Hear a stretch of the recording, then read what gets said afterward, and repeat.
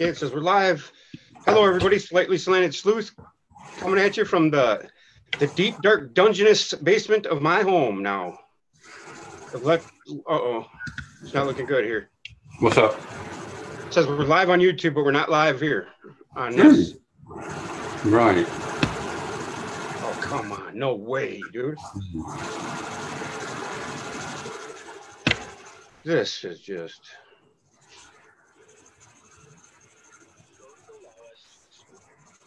Okay. Let's hope I got it. Am I live, you guys? Can you see me? Can you see me? Oh, man. I'm live on YouTube, but it's not on the right screen, man. It figures. It figures. I shared the link again, and we're under morning mission control. Hello, guys. I messed up the live stream again.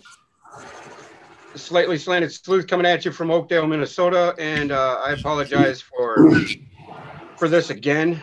You know, you think I'd know what I'm doing by now, but it's a shame. Me and technology are just... But hey, guys, go over there and tell everybody to come on over here, would you, Jerry, please? I'm sorry, guys. I mean, I just shared this everywhere again, you know, but I'm going to go grab my glasses so I can see. Yeah. Okay. We're joined today with Phil Langdon again. And Okay. I was just telling him that I appreciate him coming on the show and speaking the word with us and telling us what his experience is all about. And we're going to talk today about the solar boat, or the, what do you call it? The bark? Yeah, the solar bark. Solar bark. All yeah. Right. So go ahead. If you want to start, I'll just go grab my glasses. I'll be right back. Okay, no problem. I'm going to share my screen. Hang on 2 secs.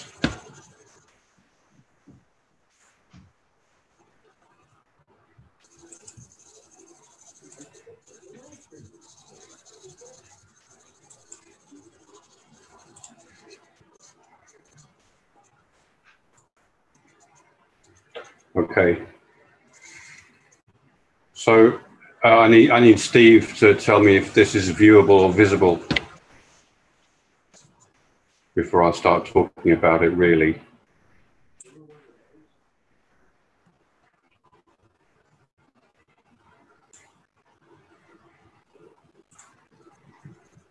Okay.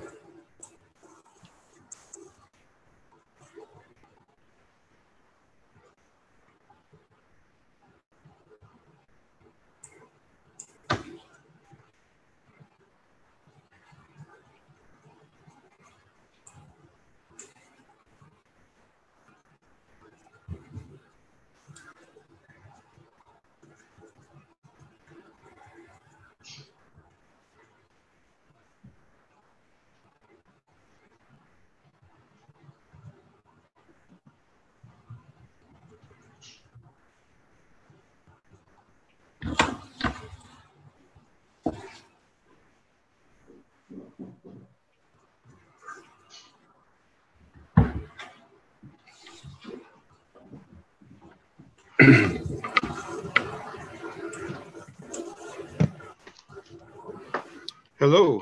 Yeah, hi Steve. I just need your confirmation that you can see my screen. I can see it. Yep. Okay, so you can see all the files on the left and the large picture on the right? Yes, sir. Okie dokie, right. I'm just making sure, because I'm not used to this technology. Me neither, apparently. I'm sorry, guys.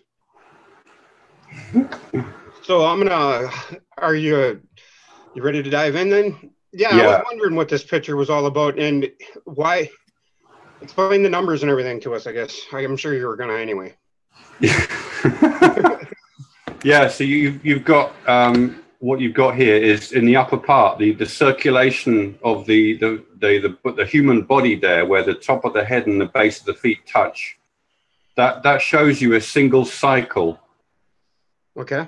And it's separated, and it's in these what are called the waters of Nun, which is essentially the cosmic ocean. It's outer space, basically. That's the chaos before it's divided? No, it's literally infinite vacuous space by itself. Okay. Well, when we think of the infinite expanse of space, we need to understand that already at this level there is duality. Okay. So when you have an undefined expanse, there is going to be something in it that has an opposite quality to the space. And that's what this is to the... So the waters of none is a way of saying there is a sea of potential in space. Of energy, the potential for energy and motion. Yeah. So in its most basic form, we can think of it as a sea of potential in terms of what mathematicians would call a scalar, which means Phil, I'm sorry, but I was just going to say that because I've got pictures of the sky with this scalar. I was going to bring that to your attention, and you wow, yeah. I mean, all the time recently, we've been getting pictures in the sky of scalars, scalar clouds, and energy. Oh, I see. Scalar waves is something that Nikola Tesla developed, and it has been around for I don't know how long. But the idea of the word scalar in this context is that it refers to value. So before you actually have anything created, you have value in the ocean. It has something to begin with. And it's simply the opposite of the infinite expanse. They co-define each other in their basic state. So are you familiar with Ledbetter and his assistant Annie, I think, or whatever? They talked about Fohet digging holes in space. You know, I've heard of Ledbetter, but I'm not familiar with their what they say. That was their. Oh, okay. You're not familiar. Yeah, well, that was where I got the annual information from. Oh, I see. Okay. Right. Yeah. So go ahead. Sorry. Yeah. So nobody seems to understand what we're looking at, and it's taken for the event of ascension for me to understand this picture. So now I understand it just by looking at it. As soon as I found this last week, it blew my mind, because what you've got up here is a depiction of the cosmos in its entirety as a cycle. So they're emphasizing that the cosmos is a single cycle at many, many different levels, repeated over and over again. But it is still a single entity, and it can be represented by a cosmic egg or an egg. Because the human being is the microcosm of the cosmos, you can also represent the cosmos as a human, which we see here. Yeah. Is that where the drawing a circle around in all of the incantations come from? I mean, and what's all this? You're going to explain what's in the middle of there? Sorry, explain what? What's in the middle of the human there in the circle? Oh, I see. Those are hieroglyphs. I haven't decoded those yet. I haven't had time. Yeah, I'm going to get around to doing that, because I've got a book on hieroglyphs. So I'll be able to find out exactly what this image is saying, and we can correlate it. I'll probably put it up on Facebook when I find out. Awesome. It'll be during this week. Okay. But yeah, visually, a lot of Egyptian stuff is extremely visual and very obvious when you know what they're talking about.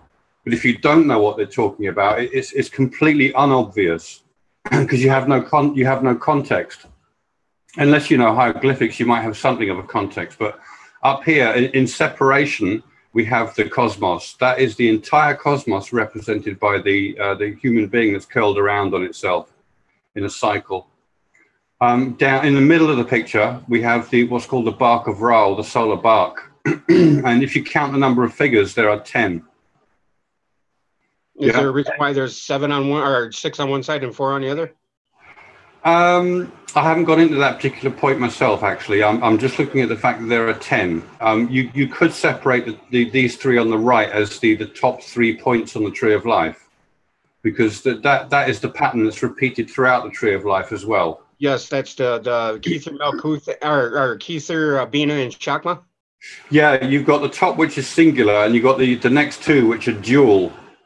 Singular and dual. That whole relationship is everything about creation and existence. Just like out of 1 comes the 2, then the 2 comes the 3, and then it's 1, right? That's right. Yeah, that idea. That's right. So because there are 10 figures, you can immediately associate it with the Tree of Life. Yep. Sephiroth. Yeah, the Sephiroth. But really, the bark itself is the light, hang on a sec, I'm going to give you a view of the light. Would that be the reason why there's a solar boat next to the pyramid buried? Yeah, they used to ride their boats in commemoration of this event to the Great Pyramid, because the Great Pyramid represents not only the cosmos but the light as well, or the complete concept of the whole issue that you see in that image, the Egyptian image, which we're going to look at the reality of in a second. Okay, so I'm just showing you that the pineal light here as creator can be interpreted as a boat with oars sticking out of its hull, which are the beams of light. Yeah? I can't help but think that looks like one of those transistors that go on a computer board. Right. Yeah, it does remind me of that as well. Yeah. And how many of those rays are jetting out of there? From the top, yeah, you can't tell from this image, but the cloud has four sides. And from this top portion, there are 10 beams. Oh, wow. Yeah, there's 10, exactly 10. The top is the part that I studied the most. There isn't a total of 32, is there? Yes, there is. There are 32 beams coming out of the cloud. Yeah. I know that because of the emerald tablets, actually. Right. So 33 is the number of the cloud itself. Yeah, because of the one coming out the front, or the cloud itself, right? The cloud itself is 33. It's the 33rd thing. Yeah. I don't know if you noticed, but I have exactly 3,300 subs today. Right. It's at 333, and it's 9. Wow. Right. Wow. So, because the light is born in your psyche, which was represented by the sun, the light is referred to as a solar bark, because it's the result of the sun's journey to the top of the mountain or the top of the hill, where it's eclipsed by the moon and turns red, so that the lamb is slain. And that light is also interpreted as a lamb that has been slain and is bleeding its lifeblood in every direction. So would that be why we see in the physical manifesting the red sunsets recently, you think? I wouldn't associate it with the physical phenomena that's astronomical, personally. Yeah. Okay. I think that's more to do with astrology or bending towards the astrological interpretation, which is, interesting as well. Yep. But here we literally have a depiction as a boat of the light itself. And the relationship between the cosmos and the light is precisely what there is in the infinite expanse. So what we call outer space is also the underworld, or the duat. From our previous chats, I was talking about how you invert your mind space that exists in your head first of all, but when you invert it, it shoots out to infinity and becomes one with outer space. Like a lotus flower opening up to receive the fuel from the sun, right? I mean... That kind of idea as well. Yeah, there's all that symbolism in there too. Yeah. So Kepri is the reference to the sunrise. He's rolling his dung ball here, but it's really yeah, the idea that he's rolling the sun up the hill so it can go to the top of the hill. So it's actually at the top of the hill now in this depiction, where it's turned red because it's eclipsed by the moon, which turns red. So Kepri represents sunrise that leads to the top of the hill, or illumination. Oh, so they correlate the sun, the moon, and then the thing he's pushing. What did you call it? Kepri is a beetle. He's a dung beetle. Yes, I'm talking about what he's pushing up the hill. The light, or no, that's the sun. That's a representation of the sun. Oh, the sun. Okay, gotcha. Yeah, but it's a metaphor for your psyche. that has reached its highest point. So you have illumination. You've understood that all is one at the top of the hill. Yes. Dung beetles lay their eggs in the dung ball, and they roll it along somewhere. And at a certain point, the eggs hatch, and all the young come out of the dung ball. In the same way, you can imagine that because you recreated the creator, who generates via a wormhole connection to the outer part of the cosmos, from the center of the galaxy, it generates life in the galaxy. Planets, creatures, brains, all this sort of thing. I don't want to make light of it, but it's kind of ironic that You know, our creations comes from a dung beetle. I mean, in metaphor anyway. Right. They used to like using natural world metaphors to understand the nature of reality and to convey it and teach it like a parable. At the basic, most primitive level, I guess it would probably convey a message to everybody, right? Yeah, yeah. It's best to talk in simple terms that people can relate to. Then they can follow you. Otherwise, you're just talking gibberish, you know? Mm-hmm. Yeah. So this relationship between the cosmos and the light itself is upheld by a person who is holding their arms in effectively what is called a Ka position. Ka. That's Newt, right? It is. It's Newt holding up. Yeah. And she is the sky. Yeah. So the cosmic sky or the infinite expanse is holding the light and the cosmos in a relationship. And that relationship is what we see here. So now that them scalar waves or the potentiality that we were talking about, the scalars, is that the same as the microwave background we know today? No, they have a different quality. I'm still studying the idea of scalar waves because Tesla didn't really talk about them in any defined terms. So you have to sort of work out what he means by scalar waves or what exactly they are. But apparently they vortex. Okay. Now this egg thing, is that the same as the mustard seed in the Bible? You know how they talk about the seed and what's born from it? I understand why you might think that, but specifically I would say no, because the egg on the left here is literally the entire cosmic cycle shown all at once, as if it's a timeless recording of the entirety of the cosmos, and it's this whole process. The same as the human in a circle on top of the last one. Exactly. Yeah. So this cosmic egg here is literally this human at the top. That's the cosmic egg. Gotcha. Yeah, yeah. And the light here is a boat with oars sticking out of it. So it is the boat below. Notice there's a separation between the two, and yet there's an extension here joining them. So if you look at this one, I've drawn the cosmos here at the end of the beam. This particular beam is the right-hand beam that comes out the front of the cloud towards you and stops literally right in front of you. And so there is truth to why we look up into the right when we're thinking? You ever think of that, though? I know what you mean. I know what you mean. It's just the way I've drawn it. Oh, so yeah, you could have the other way around. It doesn't really matter. Okay. You know, Okay, yeah, I know what you mean.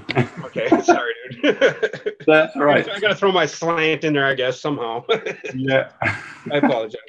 That's all right. So you find yourself when you turn around and see this light in the void, in the abyss. You are at the end of this beam, and it's literally the end of it here is literally about 1 foot away from you. So it's directly in front of you. So there's the connection between you. You've expanded to become the cosmos in this moment.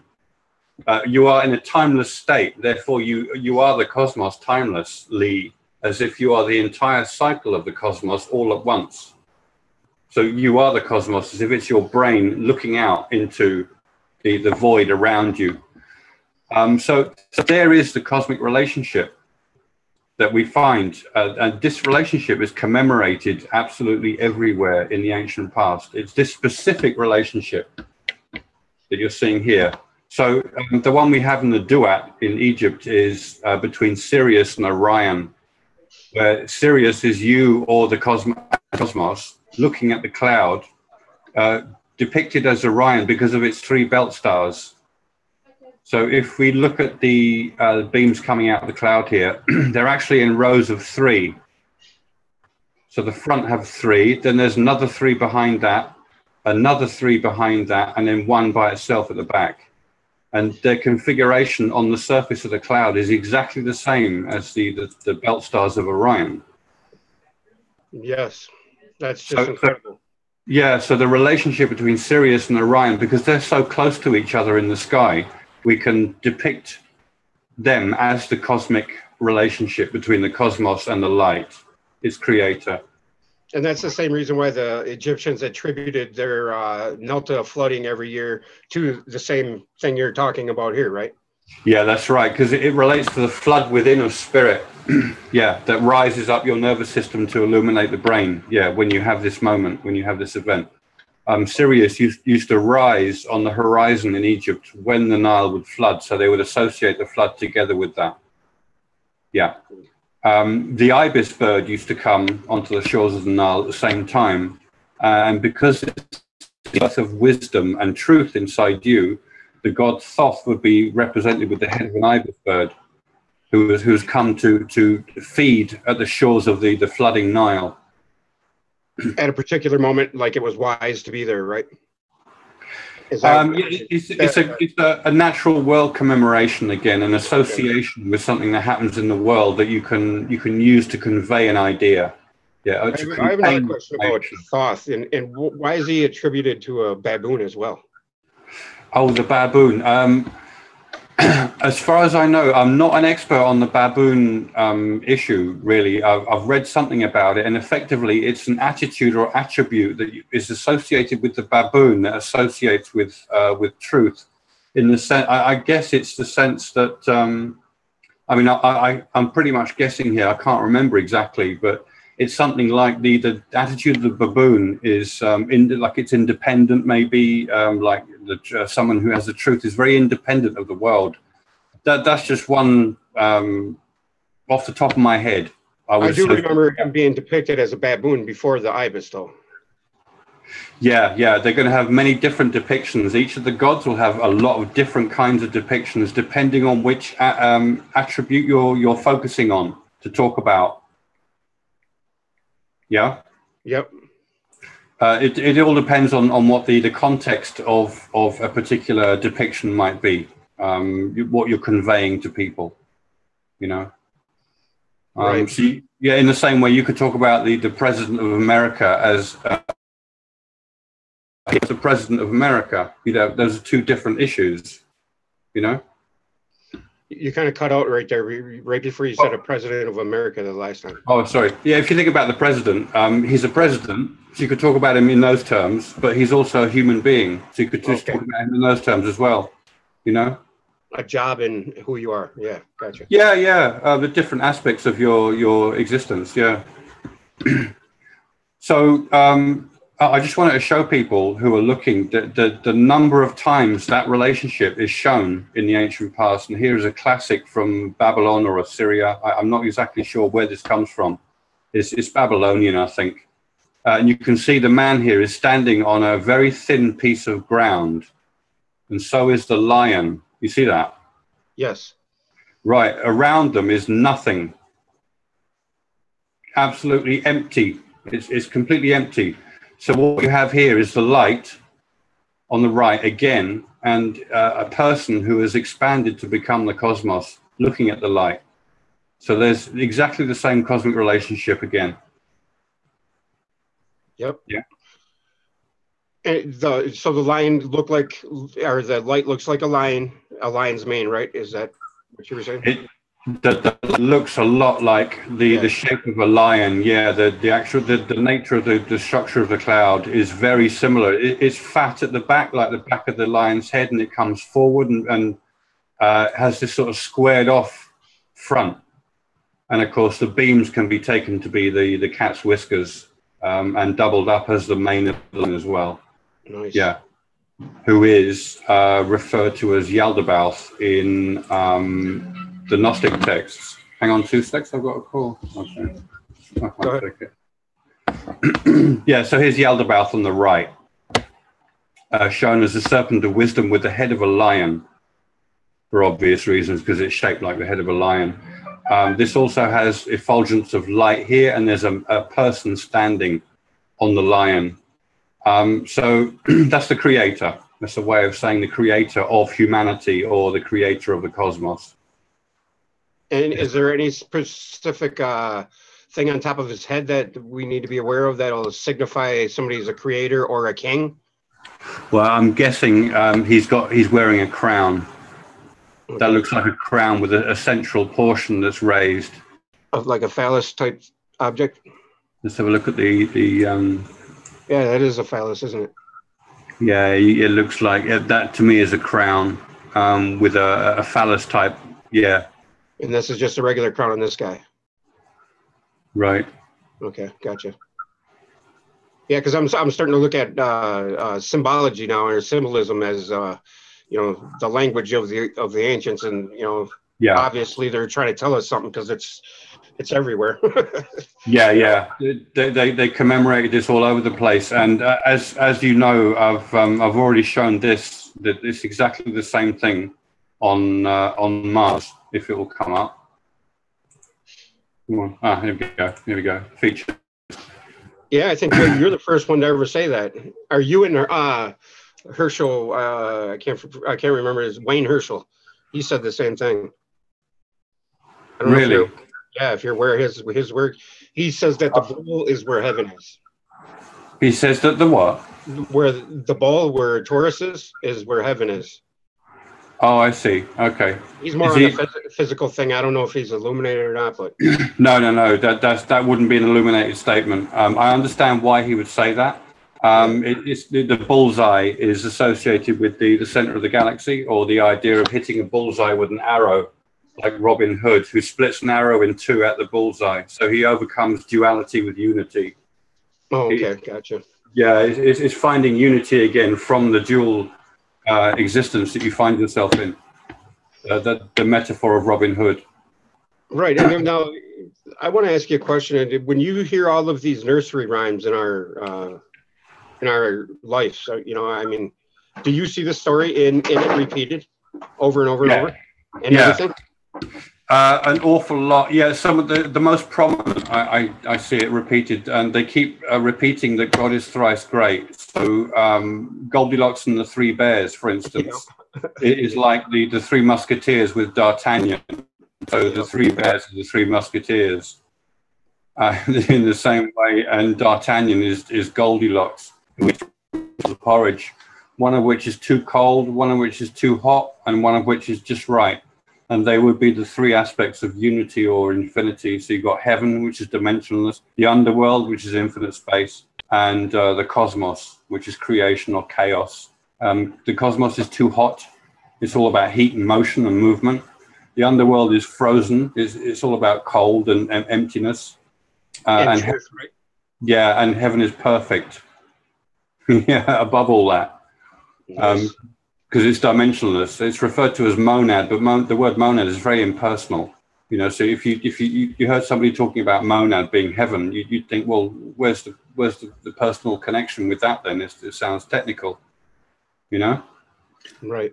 But there's just different ways of talking about it. And here I'm identifying some of the features of the lion's face that is at Cydonia. There is no question to me that is the head of a lion, looking at the face in exactly the same cosmic relationship as the egg of the cosmos here, and of course the lion is the light. So you got over here, you've got what used to be called or is called the city, which they think are a bunch of pyramid type objects. In my mind, that represents the constellation of the Pleiades, because it conforms. Yeah, it conforms pretty much precisely to the layout of the stars at the Pleiades. If you read the book of Revelations, you'll see in Revelations 1:12, of the Creator, where it says, I turned around to see the voice that was speaking to me. And it goes on and describes different aspects of it and says, in his right hand, he held 7 stars. Yep. So on the right-hand side of Yaldabaoth here, there are 7 stars, or the Pleiades, highlighted. Could you attribute then the Pleiades to the 7 Hermetic principles, or is that in the same, or is that just a reference to the cosmos? The Pleiades star cluster being 7 sisters is really just a reference to the number 7 and all of its associations, all of its applications. Yeah. So it just so happens to be a bunch of stars that are very prominent, and there are 7. So if that's the case, you're going to choose that to represent your 7 kingdoms or 7 chakras and anything to do with number 7. Which is almost everything in our daily lives and everything, you know? Yeah, right. It's fundamental. It comes from the cycle of 4, 7 automatically. It's just natural part of the cycle. that goes that builds and refines. That's the system of the tree of life. From the clay to the pyramid, and that's right. So there you go. Bizarrely, another way to represent this relationship is with the Madonna and Child. Yeah, I was going to ask you that. I'm confused when it comes to that. Yeah, so the child is the divine, which is the light. It's the Son of God, the light. And the Madonna is the cosmos, because the cosmos is considered to be female. Being a body that receives spirit, that produces a child who is light. Do you see what I mean? Because we're the ones who produce that light, and we are of the cosmos when we produce it. Is that why Mary was said to be a virgin before she was impregnated with Jesus? I mean, is that where that goes down to the fact that she is the physical cosmos and God is spirit, the complete opposite. So when God inseminates the female, he's not doing it physically. Gotcha. As it shows, she has not been, what do you call it? Impregnated or inseminated? She's impregnated, but she has not been penetrated. Oh, penetrated. Awesome. Yeah, penetrated. Yeah, it's not a physical act of love. It's a spiritual act of divine union. Yeah, so she's a virgin. Yeah. Oh, wow. And then the when she puts the baby in the basket, that's the same as the light, right? Yeah, you mean Moses? Yeah. Yeah, Moses in the basket. The basket is a representation of the cloud, and the child in the basket is also a representation of the cloud. It's two different ways of seeing it. That's because I found out when I looked at it, when I zoomed in on the surface, that it was covered in bundles of fibers or hairs that curled in amongst each other like it was a massive knot. Like the Gordian knot. Exactly like the Gordian knot. Yeah. It is the Gordian knot, I found out by reading the story about Gordian. It's just another way of recording the same principle, the same issue. So now, when you were in search of this, were you looking down the physical manifestation on planet Earth of all of this too, or did you just look into the scripture and the writing and the information side? I was looking for anything that was a recording of the event that I experienced, because I felt that it was significant. And I thought, well, it must be in the Bible. If it's significant, it must be in the Bible, and it must be in religious books, because I did meet what I considered to be God 5 days before. So I thought, well, it must have something to do with religion. And I do remember the Bible talking about a cloud somehow. So I started looking back into it. Yeah. And yes. I started recognizing things. And it gave me a real shock, I must say, because I did. Wow. So I'm on like the elementary beginners tier of what you experienced at the higher tier after you met the ineffable, is what you're saying. Because I had that aha after you explained to me what those two women were kneeling on in the God's head pictograph or icon. You know what I mean? I do. Yeah, the sunrise. Right, and yeah. So that's a form of the sunrise. It's a way of looking at the brain of a god, because the body is female, coming from the cosmos, which is female, and the divine child is male because it's at the top of a nervous system that is phallic. So it's thought of as male just because of that. Gotcha. It's not male or female. It's actually androgynous, and it does say so in the Gnostic text that it's completely androgynous. But then it says it's male. It must be very confusing for people. It can't be androgynous and male at the same time, but it is for different reasons. So now the Jed pillar is that just that's an androgynous depiction of us in the four elements and truth combined, right? In a way, yeah. I think of the Jed as the four corners of a pyramid, as if they are the corner itself is on a pillar that's in the ground. And as you pull the four corners in together, they rise up and become a single column, which now references the body as a phallus that ejaculates you. So you're being ejaculated into the duat, basically. Yeah. With ascension, that is ascension, the ejaculation of you, a spirit or soul or whatever you want to call that. And you can liken that to like our top of our heads opening up like a flower when it's ready to bloom, right? To blossom. Yeah. In my mind, the seventh chakra opens when the sixth chakra opens. It opens the seventh chakra. That's what I feel. This idea that the top of my head is a foot higher than normal after is the issue of having the seventh chakra open, as if you've now got a blooming flower above your head.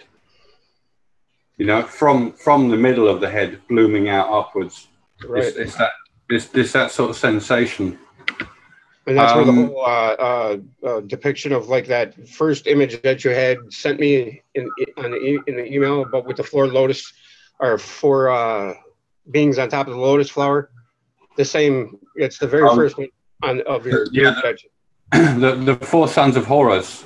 Yes, those are they have many things all squashed together at once being told to you. You could call those four sons Yaldabaoth. You could say they represent the light because he is made of four elements. The galactic condition has four different states of matter that lead to the human being that has four different states of matter in its makeup already, being made of solid. Most of our body. The same as the elements of Earth, right? Fire. Yeah, we breathe gas and we radiate heat. So we embody the four elements ourselves as a single unit. And then we make the light. So that light has come from the four elements effectively as the fifth. As the four come together as the four corners of a pyramid, they rise and they make the fifth, which is a unification of all of them. Therefore, you can represent that one thing by the four elements if you wanted to, like a dragon or a griffin. And that's why on the Jed, they have the four discs at the top of the Jed, right? Yeah, it's literally four pillars, one on top of the other. Okay, gotcha. Yeah, they're telling you there are four, but they are one. Now, this depiction of the pineal light or pineal light and the cosmic egg, is that the ultimate opposites? Like when you were telling me to do the thought exercise of complete dual opposite, you know, where the contrast is so extreme that am I right on that line of thinking or no? You're going in the right direction, but if you can realize that the light is only in the underworld, which is below heaven. Heaven is dimensionless. It doesn't need any space to exist. So the true opposites are between heaven and a so-called hell, or creation, or the cosmos. The cosmos is considered to be chaotic and hell. Gotcha. So we can say we are in hell physically. See? And that's where all the devil and all that stuff comes from, is from our physical manifestation here. Yeah, so the devil is the light, who is the creator of the physical system, which is chaotic and quite severe. See? So the true opposites are between the cosmos and heaven, and the go-between is the light. So everybody's right when they're arguing who's in control of this world. Everybody says God and everybody says the devil, and they're arguing back and forth, but everybody's right. Kind of, yeah. Yeah, you could say that. You could say God is in control of it because he and you generate it. But then the result is an object that cannot be changed and is fixed and severe. So things have to be a certain way and you can't avoid it. You know, so there's these two opposite aspects to the same principle. Absolutely typical of this issue. It's the same thing you find in the Bible. You know, one minute something's evil, next minute it's good. Exactly, that's what I was getting at right there. Yeah, you're always being told the two opposite aspects of the same thing in the Bible, back to back. That's why I named the stream that we're no longer on, because now we're on morning mission control. But the previous stream that I wanted this to be under was, you know, what in the devil's name is illumination? You know, that's why I named it that. Was, you know, kind of a misnomer, so we could, you know, address that question, because it's quite confusing. Yeah, it's the devil itself is the light. There's no question. He generates the cosmos. He's a result of the cosmos as well. He's the Alpha and the Omega. So sometimes you read about him in the Bible as if he's the greatest thing there is, as if he's the worst thing there is because he generates hell.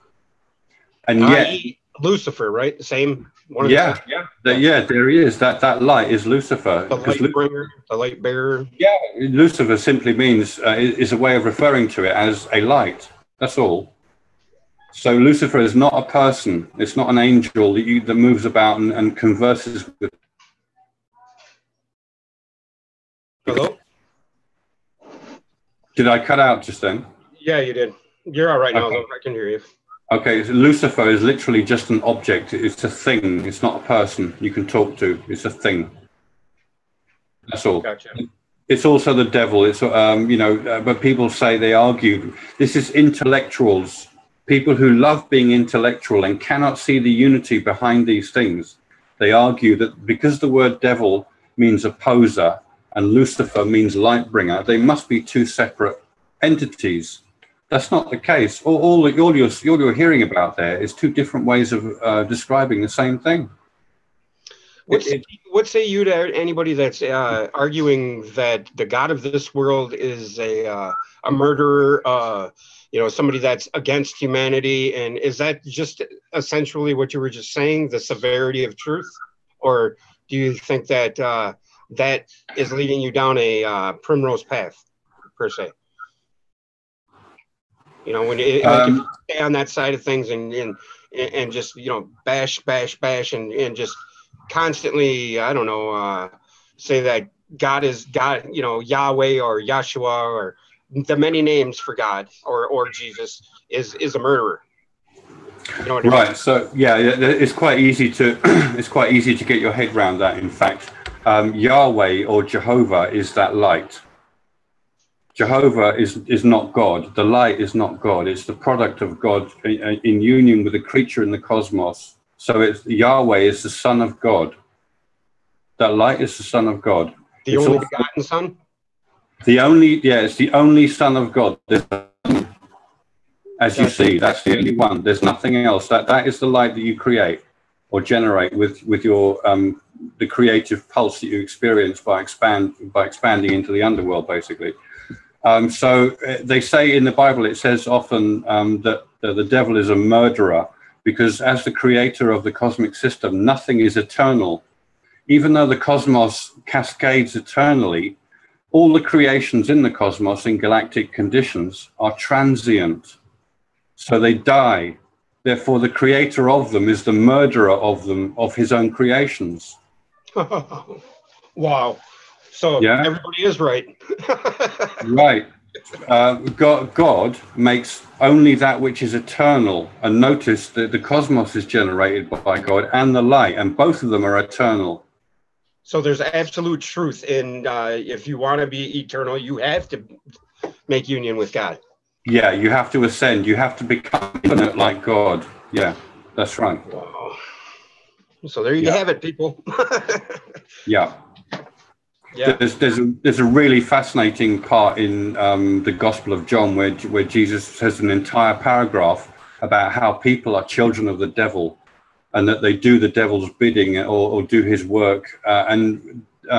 Because the Creator has created a creature, the physical person, whose best attribute is to have a psyche or an ego. That's the best that it can do. Therefore, if it's created an ego of a creature, it must have had that in the first place. Therefore, he is the father of the ego. And so you're often hearing about the person that we think of as Jesus is talking about your ego and how the ego misleads you and leads you down the dark alley to death, because it's going to dissipate at some point anyway. Well, yeah, when you die, you're not going to bring it with you usually, right? That's right, yeah. It tells you, you think all sorts of things about yourself, but it's all nonsense. Right. I mean, so some people who think they're very important, above the level of anybody else. That's the ego talking to them, pretending that they have a different status to anybody, which is nonsense when you think of we're all part of the same being. Yes, that's what I've been stuck on. It doesn't mean I would promote communism. You wouldn't promote what? I wouldn't promote communism. Right, right. As a political system, I wouldn't promote it because it obviously doesn't work. You know? Yeah, right. I understand what you're saying. Yeah. You can't go around thinking the nation's all going to think the same. Is what you mean? Yeah, and you can't make everybody equal in society because the physical nature of society makes everybody unequal naturally. You need to have difference between walking around everywhere. Right. Otherwise, it'd be the hive mentality or the drone. Right. Yeah, it's like being it's not interesting enough, you know. Right. There has to be some sort of individuality. And that's the point of being here, right? Is to come in here into this world as a child, as a I don't know, a fresh slate, and get to the pinnacle before your time is up, right?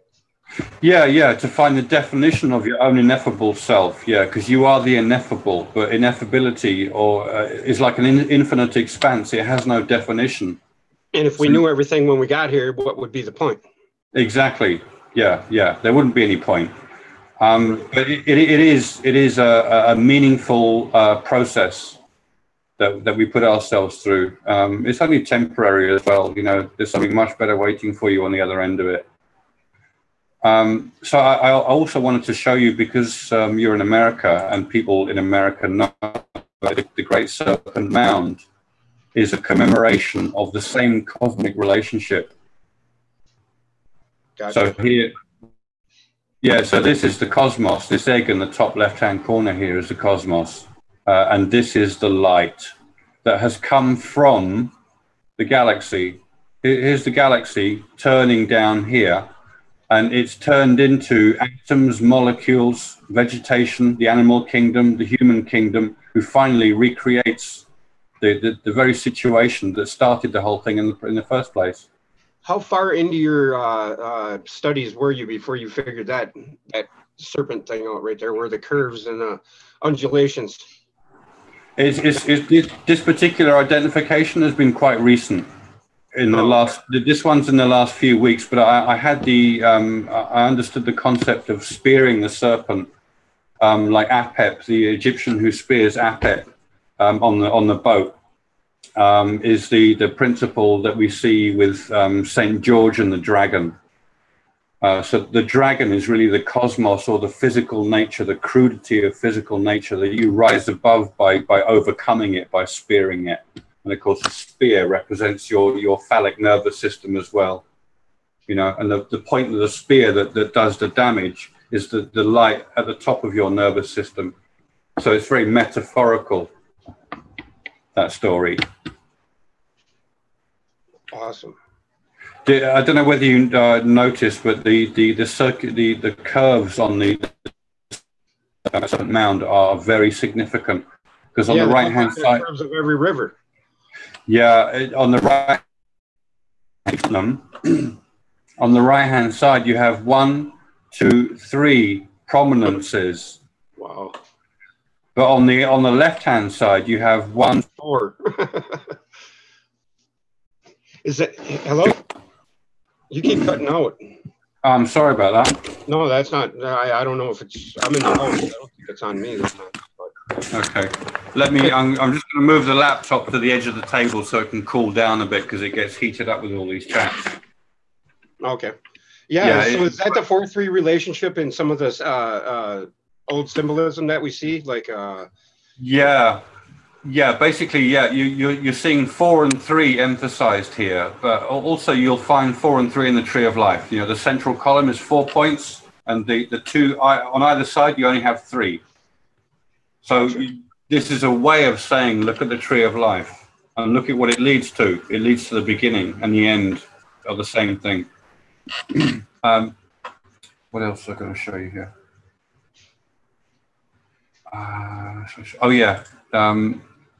You know Tintin and Snowy, right? Rin Tin Tin and Snowy. I'm not familiar with the story, but I've heard of it. It's just characters a Belgian artist put together. He wrote many stories, like graphic novels, with these 2 characters. And what you have here is obviously Sirius as a dog star. Oh, the Fool. There's the Fool as well. Yeah, there's the little dog at the feet of the Fool in the tarot card. Yeah. Just like on that painting when he's looking up at the solar boat in the sky, that's the light, right? That's right. UFO. That's right. That's this one. Yeah, there he is. There's a man standing here on the shore with a little dog next to him, and they're looking towards the light as creator. Yeah. And that's another depiction of us being Sirius looking at Orion, right? That's right. Yeah. So the man is Sirius looking at Orion, but the dog is Sirius also, with the man representing Orion. You'll find a lot of fractal. The concept of a fractal is being embedded in a lot of this artwork and a lot of these ideas. So you can double up your associations. It's not just one thing. The third time it appears is with the Madonna and Child, of course. So the Madonna now is Sirius, or the cosmos, or us, looking at the light, which is a child. Hey, I got somebody in the chat wants to apologize to you for live stream last night on Samfu, and Mr. Menza says that he wants to apologize for last night's stream on Samfu and the manner in which you were ignored. Oh, right. Okay. That's all right. Thank you. Very sorry about that. And then Australia School of Esoterica says he doesn't agree with you, Phil. He says that the Sephiroth is actually 4321, not just 43. So a correlation between the Serpent Mound and Tree of Life might be a stretch. No, not at all. 4321, the Tree of Life has 4 levels. So it's 1, 2, 3, and 4. When you go down the Tree of Life, yeah? Yeah.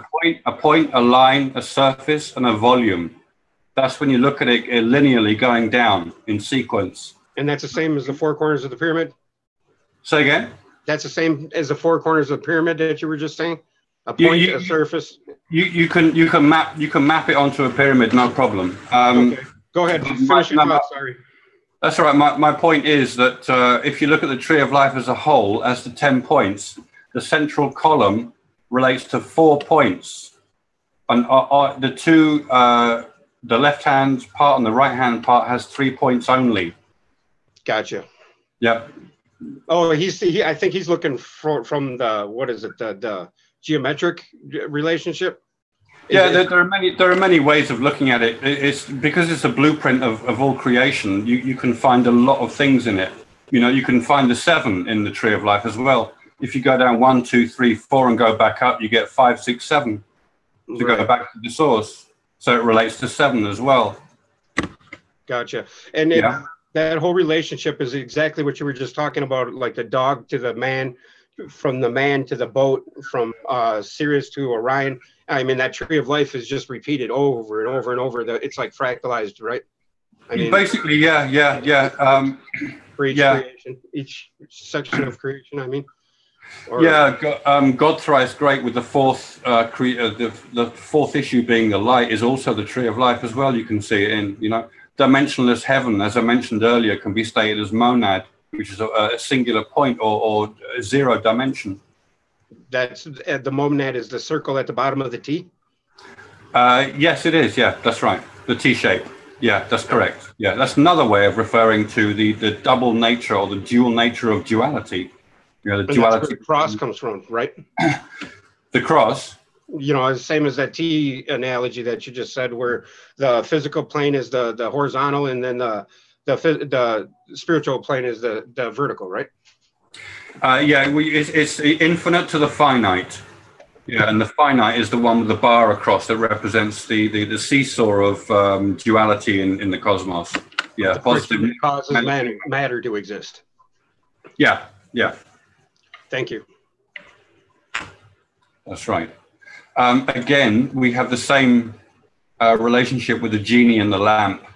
So the lamp is now the cosmos with the creator light in its vicinity. You see that they're in a relationship. Mm-hmm. That's the same relationship. It's the same story. And he's a cloud, more or less. Sorry, Steve, I missed that. Sorry. And he's a cloud when he comes out of the lamp too, more or less, right? That's right. Yeah, there's a steamy cloud, then it becomes the genie. That's exactly right. Yeah. It's all done on purpose. 3 wishes. Yeah, God is thrice great. The 3 wishes, yeah. And of course, Aladdin goes into a cave to find a lamp. So the cave represents the underworld, going within to the singular point that expands you out to the infinite. Yeah. Yes. The eye of a needle. Yeah, that's the cave. So he finds the lamp when he goes into the cave. He finds the cosmos when he expands from singularity. Speaking on that, now, was there a trick for yourself that you could get your mind in a quiet state? Was there something you did particularly that maybe you could give anybody else a clue? Because that's my hardest. My biggest obstacle is to still my mind, you know, try to just focus on nothing, you know. Oh, I see. You don't need to do that. There's the issue. You don't need to do that. You can do Kundalini yoga or Kriya yoga or do yoga, which encourages stillness of the mind, concentration as well. There are different exercises. There are different kinds of meditations. You can do walking meditation, sitting meditation, etc., etc. But stress at myself for no reason is what you're saying? Yeah, you don't need to stress over that issue at all. Relaxing is about, you know, it's the opposite of stressing. So it's letting everything go. But here's the thing. I found that ending the great work and having that divine union, I didn't expect it. Therefore, it came to me as a surprise because I seemed to invite it to me. As we spoke before about the idea of inviting your true self to you by becoming more and more like that yourself anyway in life. I had something significant happen to me recently, and I wanted to talk to you about it before we started the show, but go ahead and finish your story or what you were talking about there, and then maybe I'll chime in with it. Okay. It's just the issue of not knowing when the event is going to come, and the event comes to you. You don't go to it, as it were. I know there's text in the Bible that say you have to climb the mountain and knock on the door and the door will be opened. Yeah, that's one way of looking at it, but that's just like saying you do the great work to become more like your true self. So you like attracts like, and you automatically have that union event because you're basically looking for it and inviting it to you. So it comes to you at the right time, and it came to me exactly the right moment. Because I had several days afterwards where I could be completely alone and undisturbed, and I could contemplate. So the event is a surprise to you in the sense that you don't need to do anything as such. And yet I was shown a statue with the white light on the forehead so that I could look at the light and become one with that stillness. You didn't consciously try to manifest a Buddha in front of you? It just showed up? No, it seemed to be there when I entered the middle part of the temple, but I was ignoring it for a few minutes. Because I thought it was just my imagination.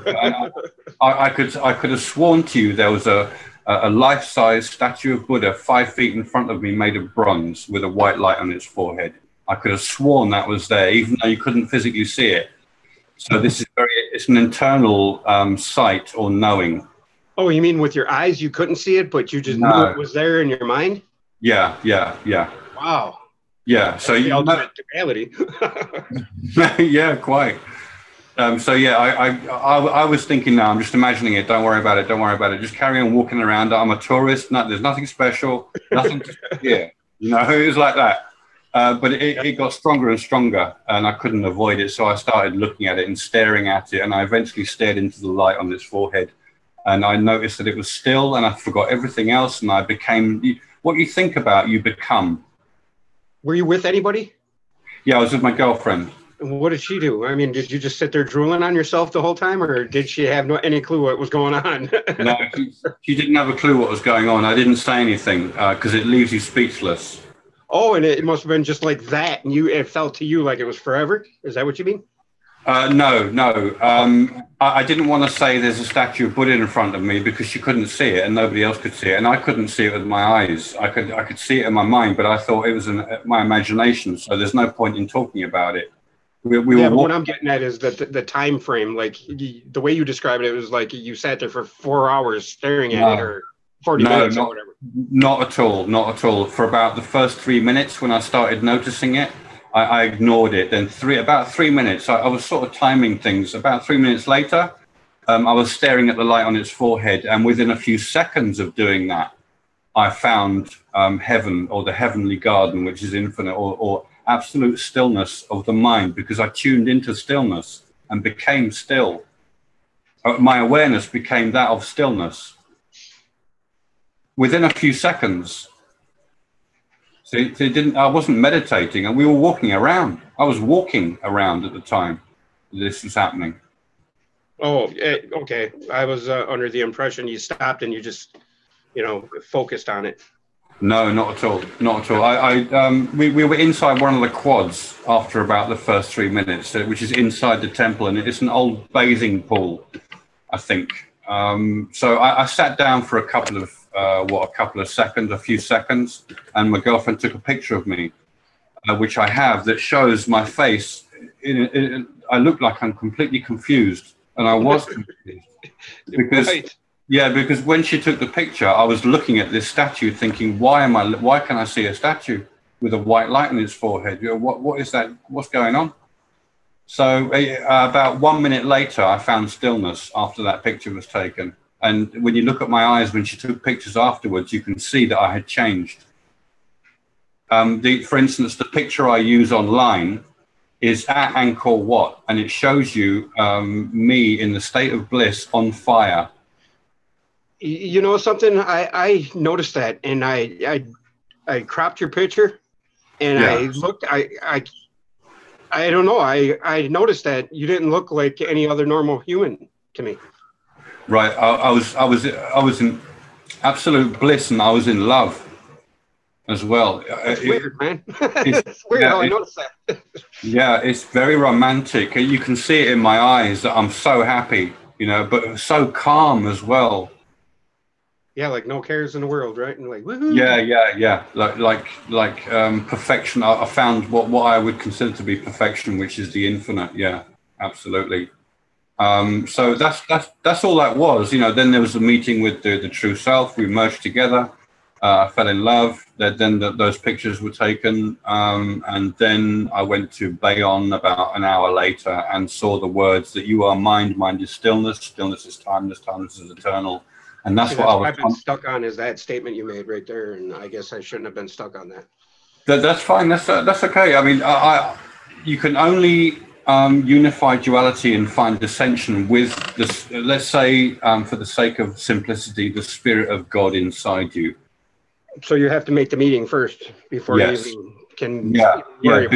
Effectively, it is God who expands from you, as if you ride the expansion. That's what it seems like. So, and necessarily those two events for you could be all grouped in one if somebody had the time or whatever to complete it right there, right? Is that what you're saying? What do you mean? Sorry, Steve. Because you've explained your ascension process as two different events, like the meeting, then the union. No, there's the union, which is the meeting, and then there's the result. Then the result of that.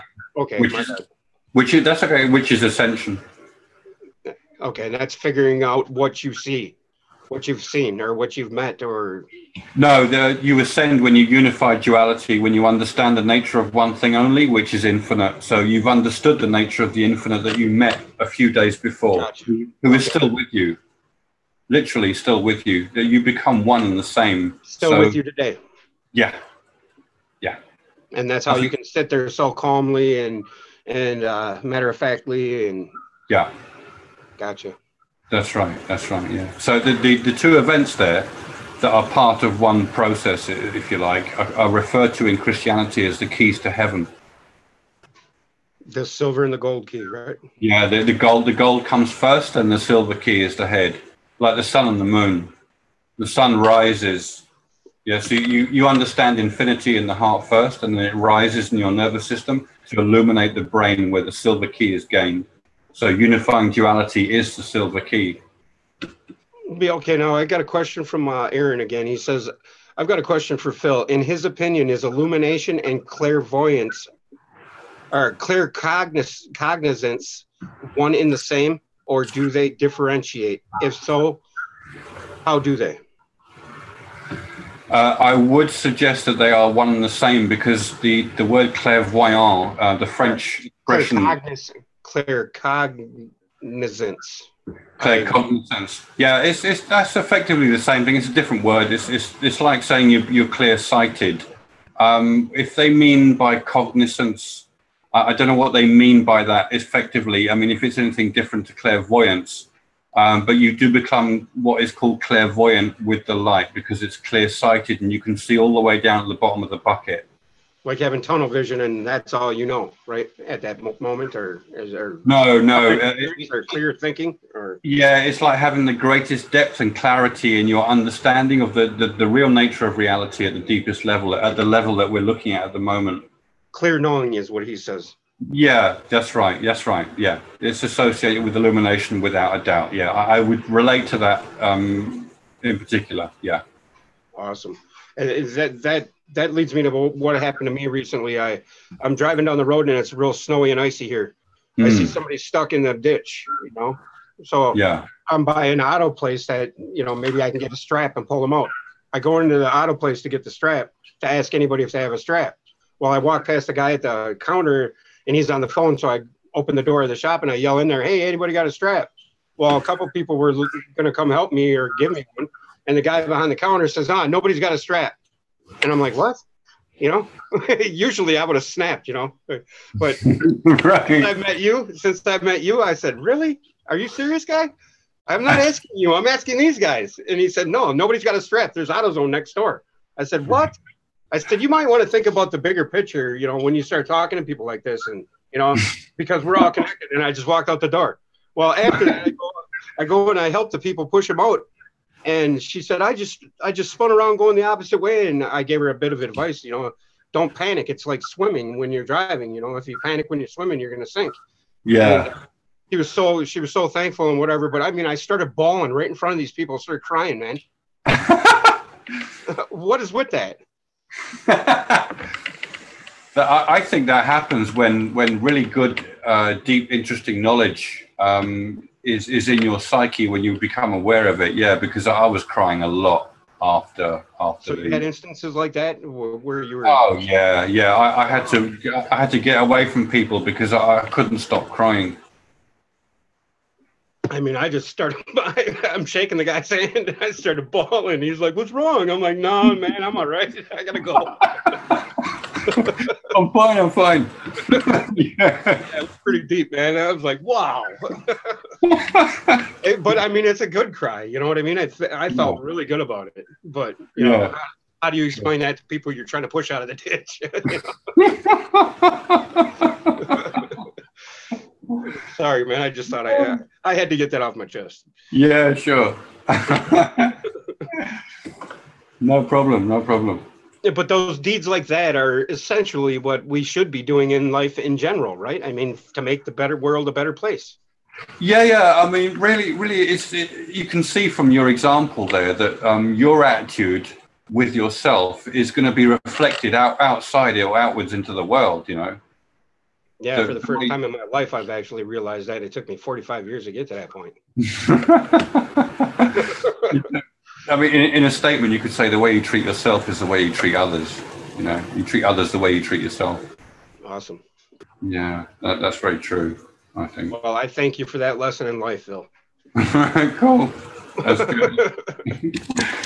Nice one. What was going to show you? Oh, yeah, your dollar bill. A lot of people talk about this. Yeah. Right. So on the left-hand side there, you've got what it's showing you is the great work. The idea of building your own pyramid of knowledge and understanding. The point is not just to gather knowledge, it's to gain understanding. So you can gather any information you want, but it doesn't mean it's useful or valid. But what you have to do is find useful and valid information to reconstruct reality to your own understanding. And the closer you get to the ultimate truth of what we're looking at today, the more you attract your true self to you, because it automatically has an effect on your attitude. You get the more wisdom you have, the more your attitude changes, like you just explained. Awesome. Yeah, so it's completely true. Right. It's very basic when you think about it. It's quite simple, isn't it? It's elementary, dear Watson. Yeah, but it is. Yeah, that's right. Basically, it is. So on the left-hand side, I'm showing you that the pyramid represents a great work, which is topped or capped or finished by the light. So in the upright position, the pyramid with the eye represents the idea of the great work from start to finish. But if you tilt it on its side, you've now got a representation of the moment of illumination yet again, where the eye becomes the cosmos. Notice it's God thrice great, the eye, which is a triangle, with the eye in the middle being the light, which completes God thrice great. And that is now a representation of you as the cosmos looking at the cloud, which actually has a sort of pyramid type shape anyway, because it's got four sides and it's fatter at the back than it is at the front. So the cloud can be thought of as a pyramid with a capstone that is missing, and you are the capstone of that pyramid. Can you go into any detail about, is there 72 bricks there on a pyramid, and then is there 13 tiers? There are 13 tiers to this pyramid, yeah. Exactly the same pyramid has been found in a cave in Ecuador recently. Yeah, with the writing on the bottom where it says the second coming of the Son of Man or whatever. I read Yod-Heh-Vav-Heh, the name of the creator, under that. Whatever, because there's Son four. Of Man, I think, or something like that. Yeah. I mean, you can call the light the Son of Man because it is your son as well. You produce it. It's your child. It goes up under a black light. Yeah, that's right.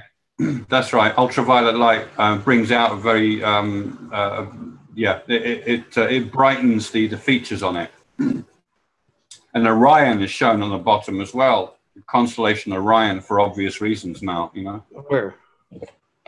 Say again? On the dollar bill? No, on the the 3 stars. The pyramid found in Ecuador. If you turn it upside down and look at the base, you've got 4 letters, which I take as like the same as Yod-Heh-Vav-Heh, or the designation of 4 elements.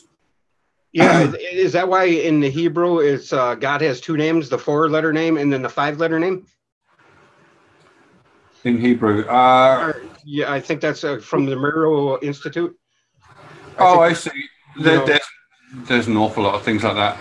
What's the 5? Do you remember what the 5-letter name is offhand? I have no clue. I can't remember. I do remember the 4 and the 5. You know what I mean? Right. Yeah. 4 and 5, like Prakriti and Purusha in Hinduism. Yes. Shiva and Shakti. Yeah. Like the Sri Yantra mandala is 9 triangles, 4 and 5 in opposition. Of course, 9 is the number of completion, esoterically. Yep. Yeah. That's where my understanding started. Actually, was that 9 and the vortex math, and then onward and upward. They say. Right. What else can I show you here? There's So all this stuff from Babylon. If you have a look at this one, we were talking about the light as a boat earlier. Yep. Yeah, so there's a boat in the sky here, which is the light. It's shown as a boat. If you look at, just so I can tell everyone about somebody called Pierre Sabac, who is an etymologist. He studies the origins of words. He's written a book recently called Our Holographic Culture, about how aliens have interacted with humans. It's an ancient alien thing, but it's very technical and it's highly accurate. And all the associations with gods in his book, or godly type words, refer to a boat or sailors of a vessel, as if aliens are sailors, plowing the cosmic ocean, as it were. And you can take it to be that sense, because you become a cosmic gardener when you leave the planet. When you ascend, you don't have to reincarnate. You become a cosmic gardener, which is so that could be why the Anunnaki are depicted with the bags and all that. The bags, that's different. That's a symbolic issue. The bag with the pollen. Yeah. That's pollen. Yeah, it is. Pollen to sow new life. So it's a creative position. It's a reference to the creator. And so exactly what do you mean by a cosmic gardener? You mean right? Planets? So you because you have cosmic awareness, you can take a body that is eternal, or you can generate your own body basically because you have that control. You can't do it while you live. You can do it when after you've physically died and found cosmic awareness in full, such that you don't have to experience the physical level anymore. Yeah. Wow, so that's what's ahead of us all once we ascend, is what you're describing right here. Yeah, that's right. So that's now, right. You become free, and you look after the cosmos in the same sense that when you graduate school, you go to work, such that you could become a teacher or someone who looks after children. It's the same. It's the same principle. You could even come back here again if you wanted to, is what you're saying. You have total choice and free will, and you have the control over your incarnations from then on. Wow. Yeah. So all of the ancient gods that are said to have lived for 20 years and put their bodies under the cold fire of life in the halls, is that where where that comes from, is what you were just saying? You know, when you're talking about when his first incarnation, when he was Hermes and whatnot. I mean, or do you still think that they were just an allegory? There's always going to be symbolic allegory involved in those kind of stories or writings, because when you say 20 years, 20 years is the time given to do the great work. Have you ever heard that before? No, I haven't. Right. So yeah, the timing that is given to the performing of the great work from start to finish is 20 years. So that's where the 20,000 year lifespan comes from then. When I wouldn't say so. I wouldn't just blur that's a bit random for me to talk about without any context around it. We'd have to actually read the text and start figuring out what's going on. Gotcha. But the Great Pyramid is thought of as having taken 20 years to build. Oh, now I get what you're saying. Okay. You see, and I think of doing the great work in terms of 20 years, because it was exactly 20 years between the time that I saw myself in a mirror outside my body as a being of light. 20 years later, almost exactly, I encountered the infinite and had. Wait a minute. What, you seen yourself outside your body in the mirror? Yeah, I had a dream when I was 24. I thought it was a dream about aliens. An alien came into my house. It was a man. He landed at the back of the house in a luminous magenta colored orb. And he came in and he came up to the top of the stairs. And I went to greet him. And when I went to greet him, he turned out to be a column of light, white light. When I woke up, all of a sudden, then I rushed over to where I'd been standing in my apparent dream, and there's a mirror on the wall there, which is a full body size mirror. So I realized I'd been looking at myself out of my body. Awesome. That was at 24. So then that changed my mind, and it made me focus on the mysteries, and I became obsessed with pyramids and the principle of pyramids. Which culminated 20 years later. So it's a 20-year period. That's how it's thought of. Cool. It doesn't. With your help, is it going to take, me 20 years to get there? I mean, is that what I? No. Well, the problem is you don't know when you started it, because you're obviously doing it now. Right. You're obviously right. So the question is, when did you start it? Right, I don't even know that. Really. Yeah, so I only got the sense that I started it then because the dream was so powerful, but really I started it before then, in my mind. Like 5 years or 6 years before that, where I started asking the question, what the hell am I doing here? Yeah, I started asking that question when I was 13, when I was about 11, actually. Yeah, there you go. So now all you need is decent information that is useful. That's all you need. I spent a long time sifting through all the different information there is in the world to collect all the useful stuff. And 5 years before Ascension, I put it all together in a sort of binder or folder so that I had all the best information at the same time. Yeah, and that could explain the reason why a lot of old souls, I guess is how you could call us, just weren't interested in regular schooling, maybe. Because I could not pay attention in school to save the life of me because it was just nonsense, I thought, you know? Yeah, I gave up at the end of when I was 14 in school. So did I. That's exactly what I gave up, man. Yeah, I thought, this is a waste of my time. I'm not even going to bother going in. And I didn't. The last year, I wasn't even in school. I used to go just walk about. I got kicked out of school for ditching school, yeah. They were stricter with you than they were with me because they didn't seem to care. Well, nowadays in America, they're throwing parents in jail for the kids not going to school. Really? Oh, my gosh. They really want to indoctrinate you. Oh, my God. That's a little extreme. Yeah, it is. But I mean... Because it's not always the parents' fault. Well, never is the parent's fault, in my opinion. I mean, once you could say that, yeah. The kid's got his own attitude, he's going to do what he wants to do, period. That's right. Yeah.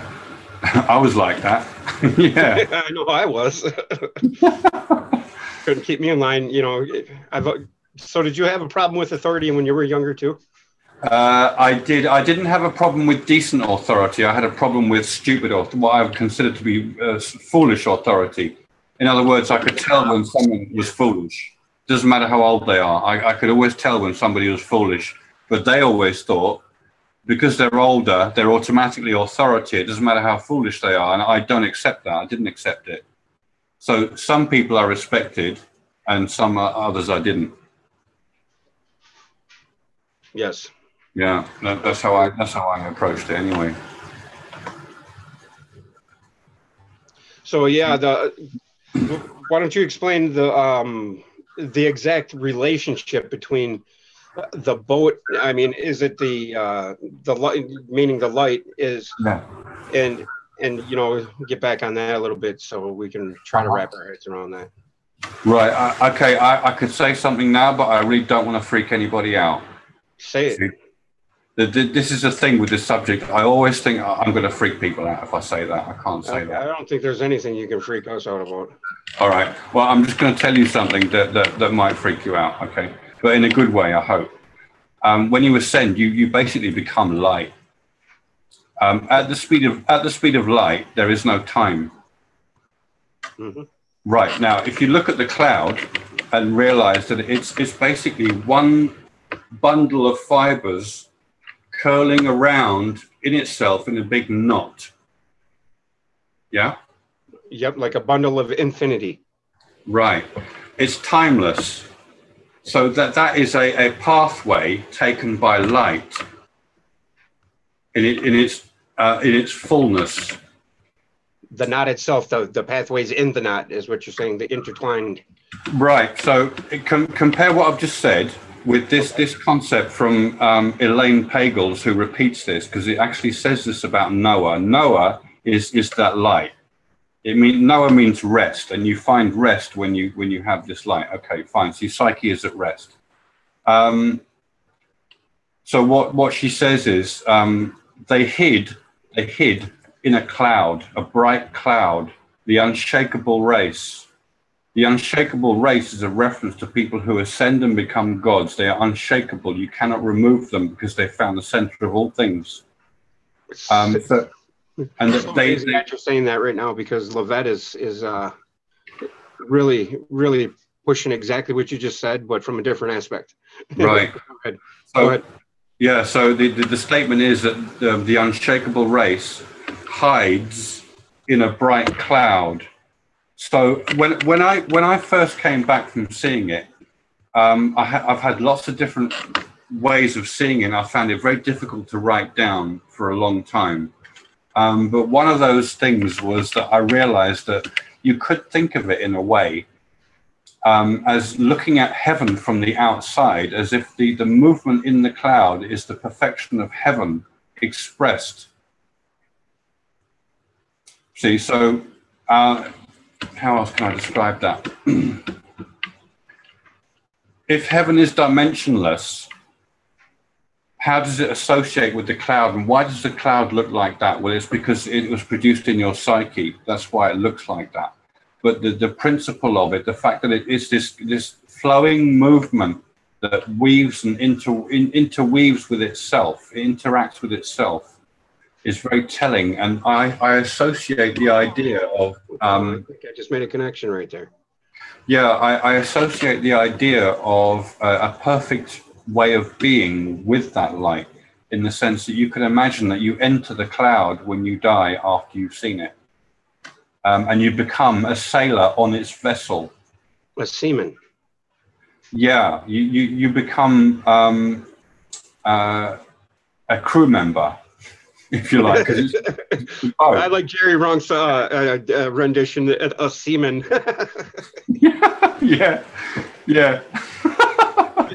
He comes up with the darndest analogies, but I mean... No, that's actually really appropriate, because if you're ejaculated from your head, it's like you're a seaman then. Right, that's what he said when we were talking about it earlier. That's why I said it. Yeah. I totally relate to that. Yeah. So there were these kind of thoughts going around in my head, and I was wondering, well, what does it really mean? Is it a light that's separate from me all the time? Do I engage with it when I die? What am I going to find when I die? Now, when you say die, do you mean the death you die before you die? Or no, I'm talking about physical death that comes after ascension. Yeah, because it always does. You know, the body is transient; it can't last. Right. Right. So I read in the Bible, in one of the books called 2 Corinthians, chapter 5. It talks about what happens after you die if you have ascended already. And it tells you, I recognize truth throughout the Bible. It's nothing but truth. The only problem is the interpretation that people have. So when I'm reading 2 Corinthians, it's telling me what happens when you die after ascension, and that you get an eternal body that is blissful. And you'll never have to come into a harsh incarnation again unless you choose to help out, which is actually what's happening at the moment on Earth, which is another issue. Now, if you choose to do that, would you be wiped of your previous godhood state, or do you come here with that knowing? Right. Anything about that? Yeah, that's been something that I've had to tackle in discussions with a friend of mine from the States. She was asking me that as well. And when people ask questions, I really like it, because it prompts me to look at a certain subject or aspect that I maybe haven't thought of before. Mm-hmm. As I was contemplating and meditating on that issue, it became very apparent to me that once you choose to come back into creation, you basically let go of your status. However, and this is really important, you as an individual spirit soul always retain your personal Akashic record. Therefore, you're bit of the energy of the ineffable. You mean no. Where you've been, what you've done, what you've achieved is all with you always. In other words, if you've ascended, let's say 500 years ago on another planet, and you decided to come to this planet now, the fact that you've ascended is in your Akashic record, and you will remember. It'll be embedded in your subconscious, as it were, or embedded in your spirit that is interacting with your body. Therefore, it will come out in your dreams, your vision. Or come out in a number like 333 my whole life? Yeah, it comes out in all sorts of ways. Yeah, I've noticed that since with people. So the people who write to me, every single one of them, without realizing it, and I know just by reading their words somehow, that they are incarnated angels. All of them. You just gave me the goosebumps, man, because that's exactly how you acted towards me right away. Yeah. I recognize that in you as well. See, I recognize that very quickly. And it is very obvious. It's really obvious to me because of the things you're focused on and the things that they speak about. And they keep saying, hey, I had this vision like 10 years ago about this. And it's like, dude, that vision is a mind symbolic representation of ascension. Oh God! In a nutshell, every single one of them do this, and they have no idea that they've experienced ascension before in a previous existence. But coming into the physical body on Earth, it's so harsh here and ignorant that it's very difficult to get back up to that level because of the level of ignorance. It's so low on this planet compared to elsewhere, as I've found out after. that people think that it's normal to be so ignorant and just to have visions. And I wonder what they mean. Well, it means you're an incarnated angel who has ascended before. And all you have to do is remember.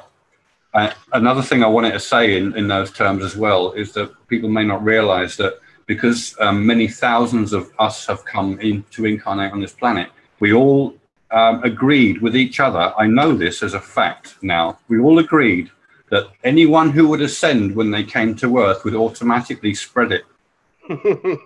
That's beautiful, man. I feel like crying. You know what I mean? Yeah, because we're all born into ignorance. Even if we've been angels before, we're born into a blank psyche that is totally ignorant on a world that is completely ignorant as well. So there's not going to be any pointers for us. So you have to fight to get to the end of the great work on this planet, which I did. That's why your drive is to do what you're doing. And now I feel that same drive to do the same thing. There you go. There you go. That's it. Yeah. That's my sole focus in life has been this. Yeah. From the word, from the... man. Hey? I love you for it. That's right. Yeah, it's totally cool. You know, it's perfectly normal. It feels good, man. It really does. It feels good. It makes you feel good inside. Like there's, you know, there's a lot of people on this planet that are just lost and, you know, they're just lost and roaming around going, duh. You know? That's right. That's right. Intellectually engaging things that are intellectually engaging, pretending to themselves sometimes that maybe this is a good idea, that they're going to get somewhere with this endeavor. But last night I had an unfortunate meeting online with some people, or a lady who invited me to talk about ascension, but everybody else was talking about flat Earth. You know, and I realized I was in the wrong place, so I left. And I felt a bit let down or disappointed by that, because they weren't really interested in anything I had to say or anything about ascension at all. They just wanted to go on about the intellectual endeavor of fathoming flat Earth, which is a total waste. It's a total waste of time. It's like polishing brass on the Titanic. I love that analogy, man. That's excellent. With the smallest cloth in the. That's excellent. But hey, Mr. Menza wants to reiterate his apology and really say he's sorry for even getting you involved in that chat. That's all right. That's okay. I understand there's going to be some confusions here and there, but I realized it was a total waste of time for me. So right. I didn't carry on with it. That's all. Yeah, when people bring up the flat Earth to me, I just say it doesn't matter if we're in a freaking pickle jar under a fridge light in some fridge that don't exist, way out in some galaxy that don't exist. It don't matter because we're here together. You know. That's right. Yeah. I mean, it could even be banana shaped. It doesn't matter. Right. It's not going to make a difference to your experience on it. You know. Exactly. Yeah. So. At least we can laugh about it, though, right? Yeah. That's right. Right. Okay.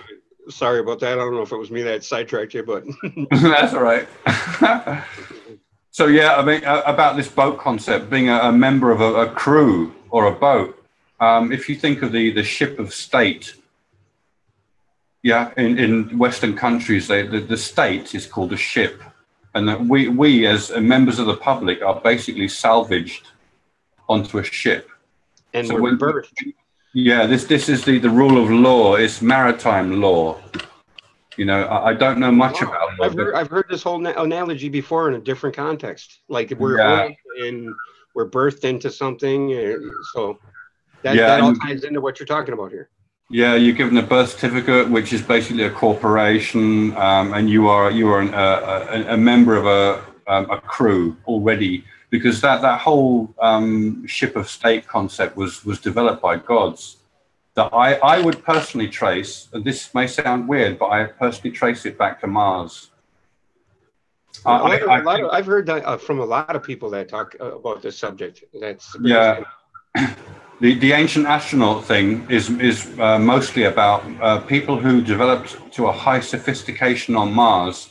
Something went wrong, whether it was natural or created in a war, I don't know. You know, it's not as important as the fact that they were there and the evidence is there and they came to Earth. So there's a dichotomy between the natural inhabitants of the Earth and these Martian people who are basically coming in as gods fully developed already.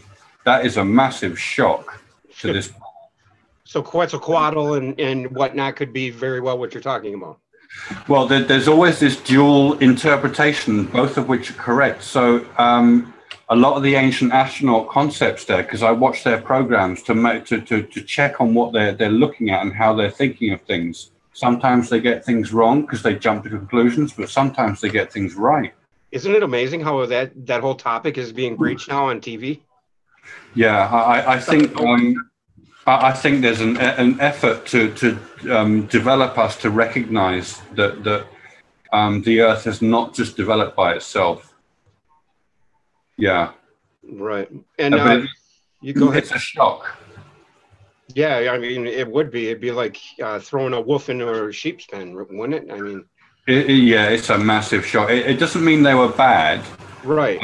But they had such sophistication and development that whenever that meets a more primitive culture, it tends to destroy the primitive culture or mess about with it, because it's such a leap between the two. You know, normally you would gradually get to that yourselves. Right. It's like somebody walked up to you when you're rubbing sticks and with a lighter and handed it to you. Yeah. You would think of that person as a god anyway, you know, because they can make fire just like that, you know. Yeah.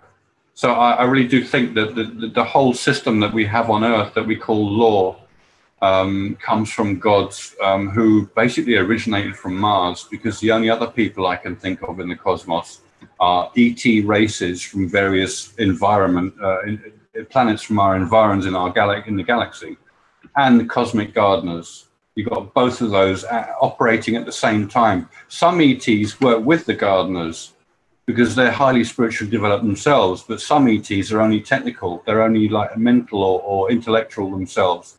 On that note, do you have an opinion on the shimmering ones, the ones that can veil their true identity via vibration? And do you have any opinion on that? The ones that you can see if you look at evolution, the idea of spiritual evolution, not Darwinian evolution, but spiritual evolution. When you have more and more developed places, let's say in the cosmos, beings can become spiritual to the point of being able to manifest in front of you or not. They can remain invisible to you, or they can appear to you.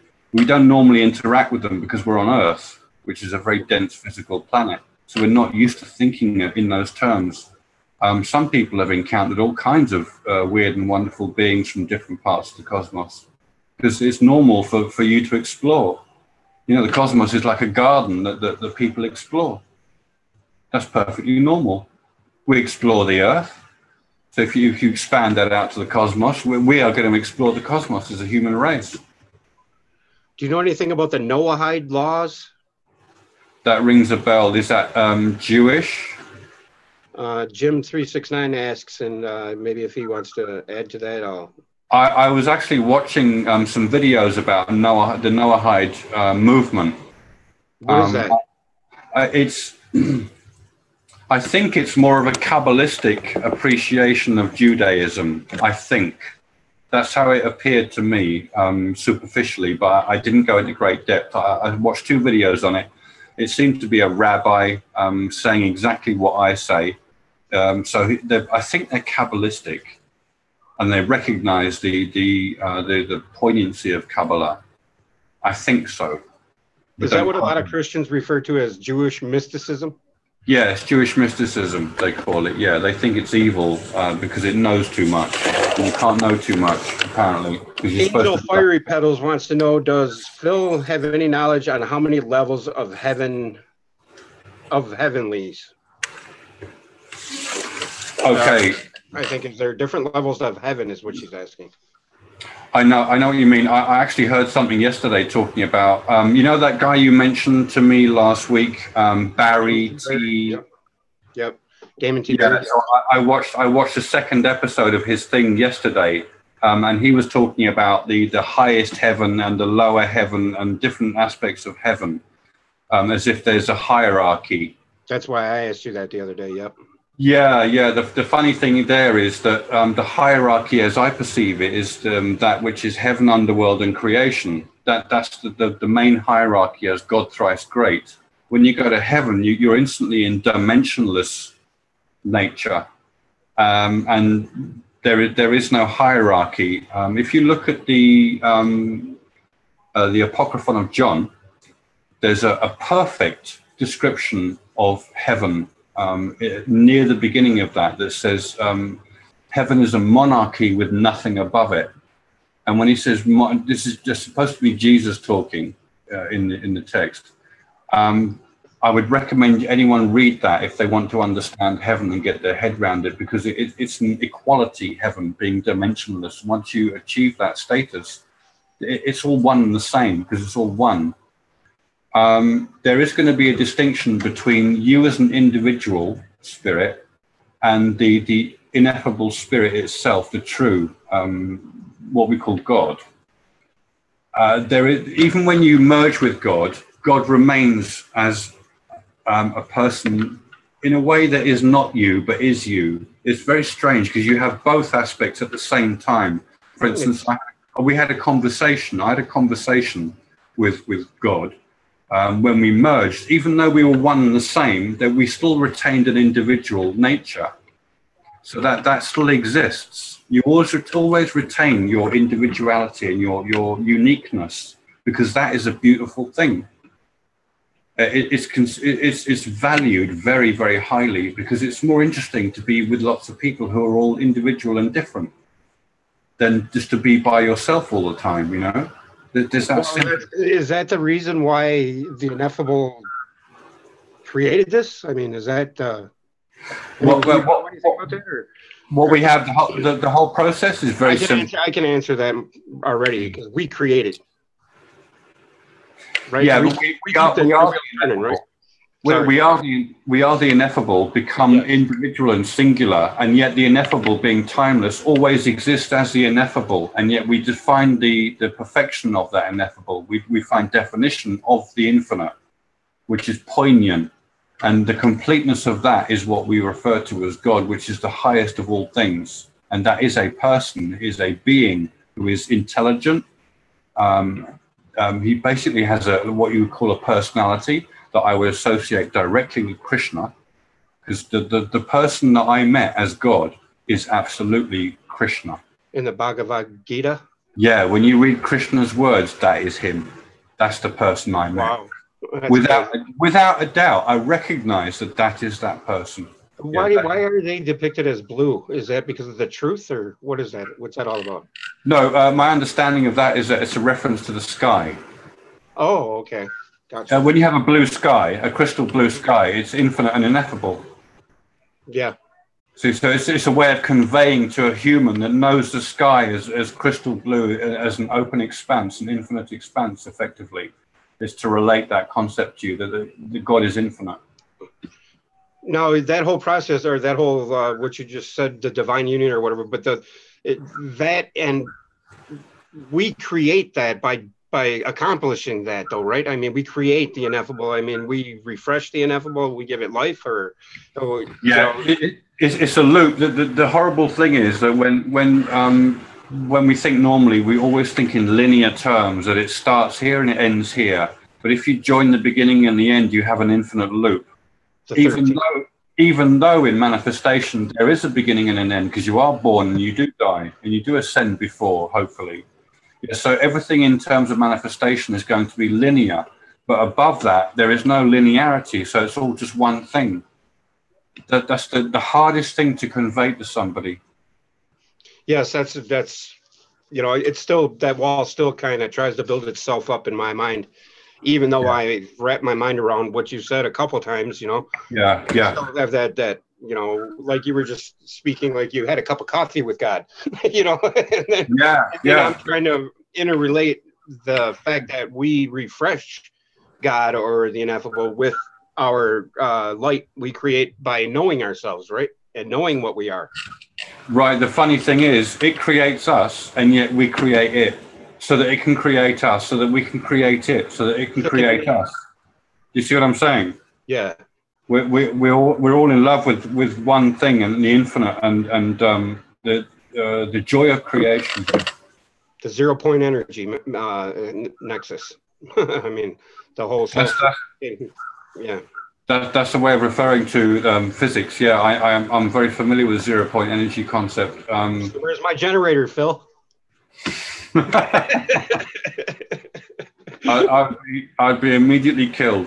Ain't that the truth? Guy comes up with a water power car and he's dead 2 days later.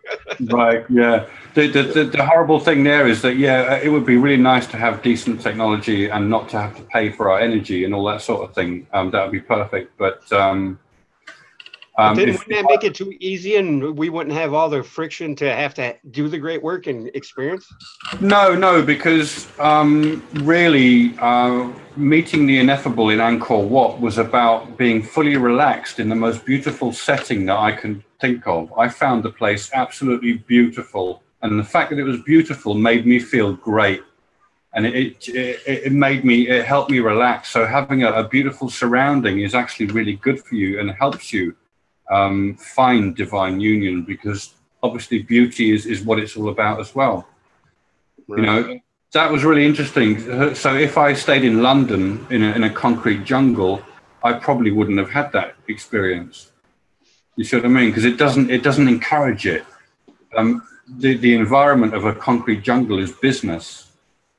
It doesn't have the mind of the highest nature. But Angkor Wat is a building that represents the highest nature. I've heard before that the best place would be to go into a cave. What do you think of that?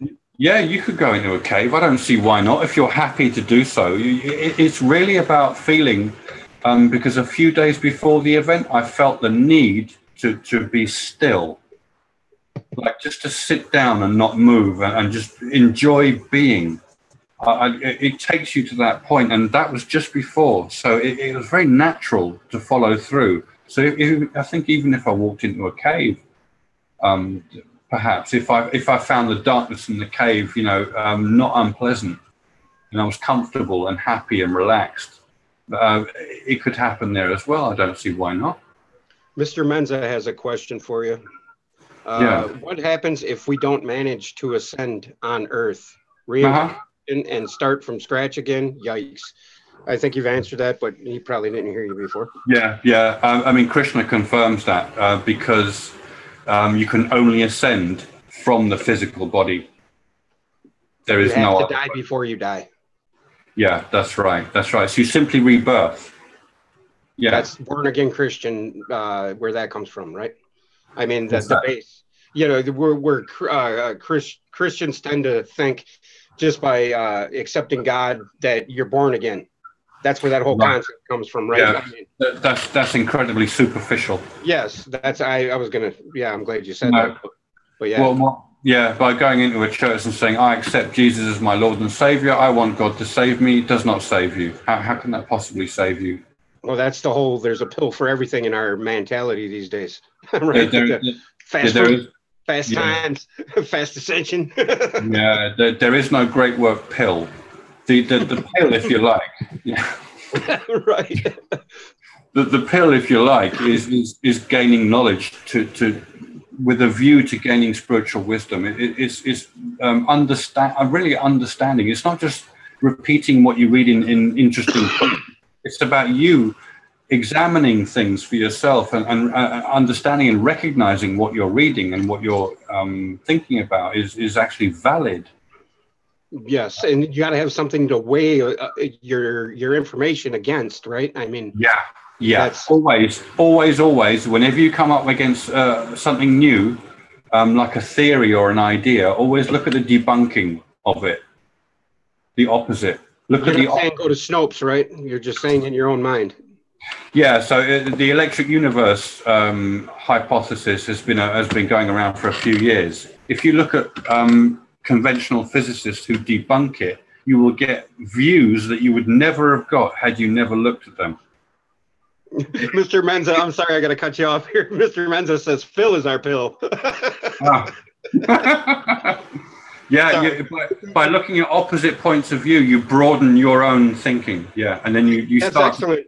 That's excellent, because that's what helped me. Yeah, you start to see reality behind the different points of view and start thinking, hang on a minute, that bit's right, but that bit's wrong. And you've got that wrong, but you've got that right. So now you put the right things together for yourself, and you only gather right things, and you build a pyramid. And it's like that them right things start presenting themselves to you, like I'm right here. You grab me. They accumulate, and it actually speeds up. The more you do it, the faster you go. Yeah, maybe you could put together maybe a I don't know, just like a couple exercises for us that want to really, you know, get into our mind and what we can do, like that thought exercise you just stated, and then maybe something else, I don't know, you know, whatever you can come up with to help, you know, just you know what I mean? Yes, I do know what you mean. Really, I focused on physics and psychology. So those are the real focuses, because they represent the actual reality you find yourself in. It doesn't mean you have to become super great at quantum mechanics or physics or anything. Just a general view is enough, you know, just to know that there are nothing but galaxies in the universe everywhere. Just have a little think about that. Why would there only be galaxies?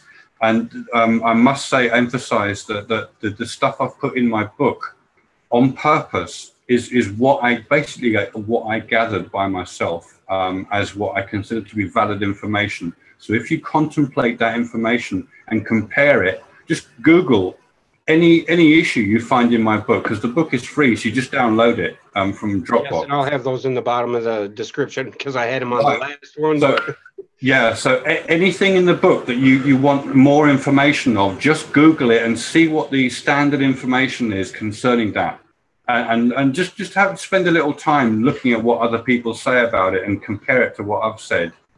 And you'll start to see the light through the trees, as it were. It'll start to make sense to you. And it's your understanding that counts. Oh, my phone died. You need to understand. Yeah, so I'm gaining understanding automatically holds the concept that you're actually thinking about valid things, because you can't understand something that ain't true. You can't understand something that ain't true. Yeah, if something's not true, it will not lead to an understanding of that. And it won't really ring true in your heart, right? I mean, and it won't relate to anything else either. It won't connect. See, I made a jigsaw puzzle of these different subjects to make sure that I was getting the right idea overall, you know? So really, I used to spend a lot of time like cycling. I'll be thinking. I'll be listening to music on headphones that is music without singing. Yes, I do that a lot myself. Yeah, the band I listen to is called Osric Tentacles, and their music is very encouraging for interesting thoughts. To be honest with you, Phil, when I first met you, I was like, I wonder who this cat is, and then I was looking at your videos, and I was the names of that band. I was like, what is this? And I started looking it up, you know, because it was like, you know, the negative aspect of my doubting things, you know, got the better of me for a minute, and I went, tentacles. Dude, it is very, very healthy and good to doubt. I would expect people to doubt everything I'm saying and find out for themselves. Because Sorry. I had to fire up my other phone. My other phone died. Yeah, oh man, okay. But I mean, you're probably wanting to go to bed because Phil has gotten a new job here, but I got a couple more questions. Michelle wants to know, is this the same great work that Aleister Crowley spoke of? It would be, but I found Aleister Crowley a repeater of other people's works, and he ended up, I read about what he was thinking and what he was doing. He ended up performing magical ceremonies for people that were very rich so he could make money. And he didn't take it very seriously, but he was very learned and intellectually wise, let's say.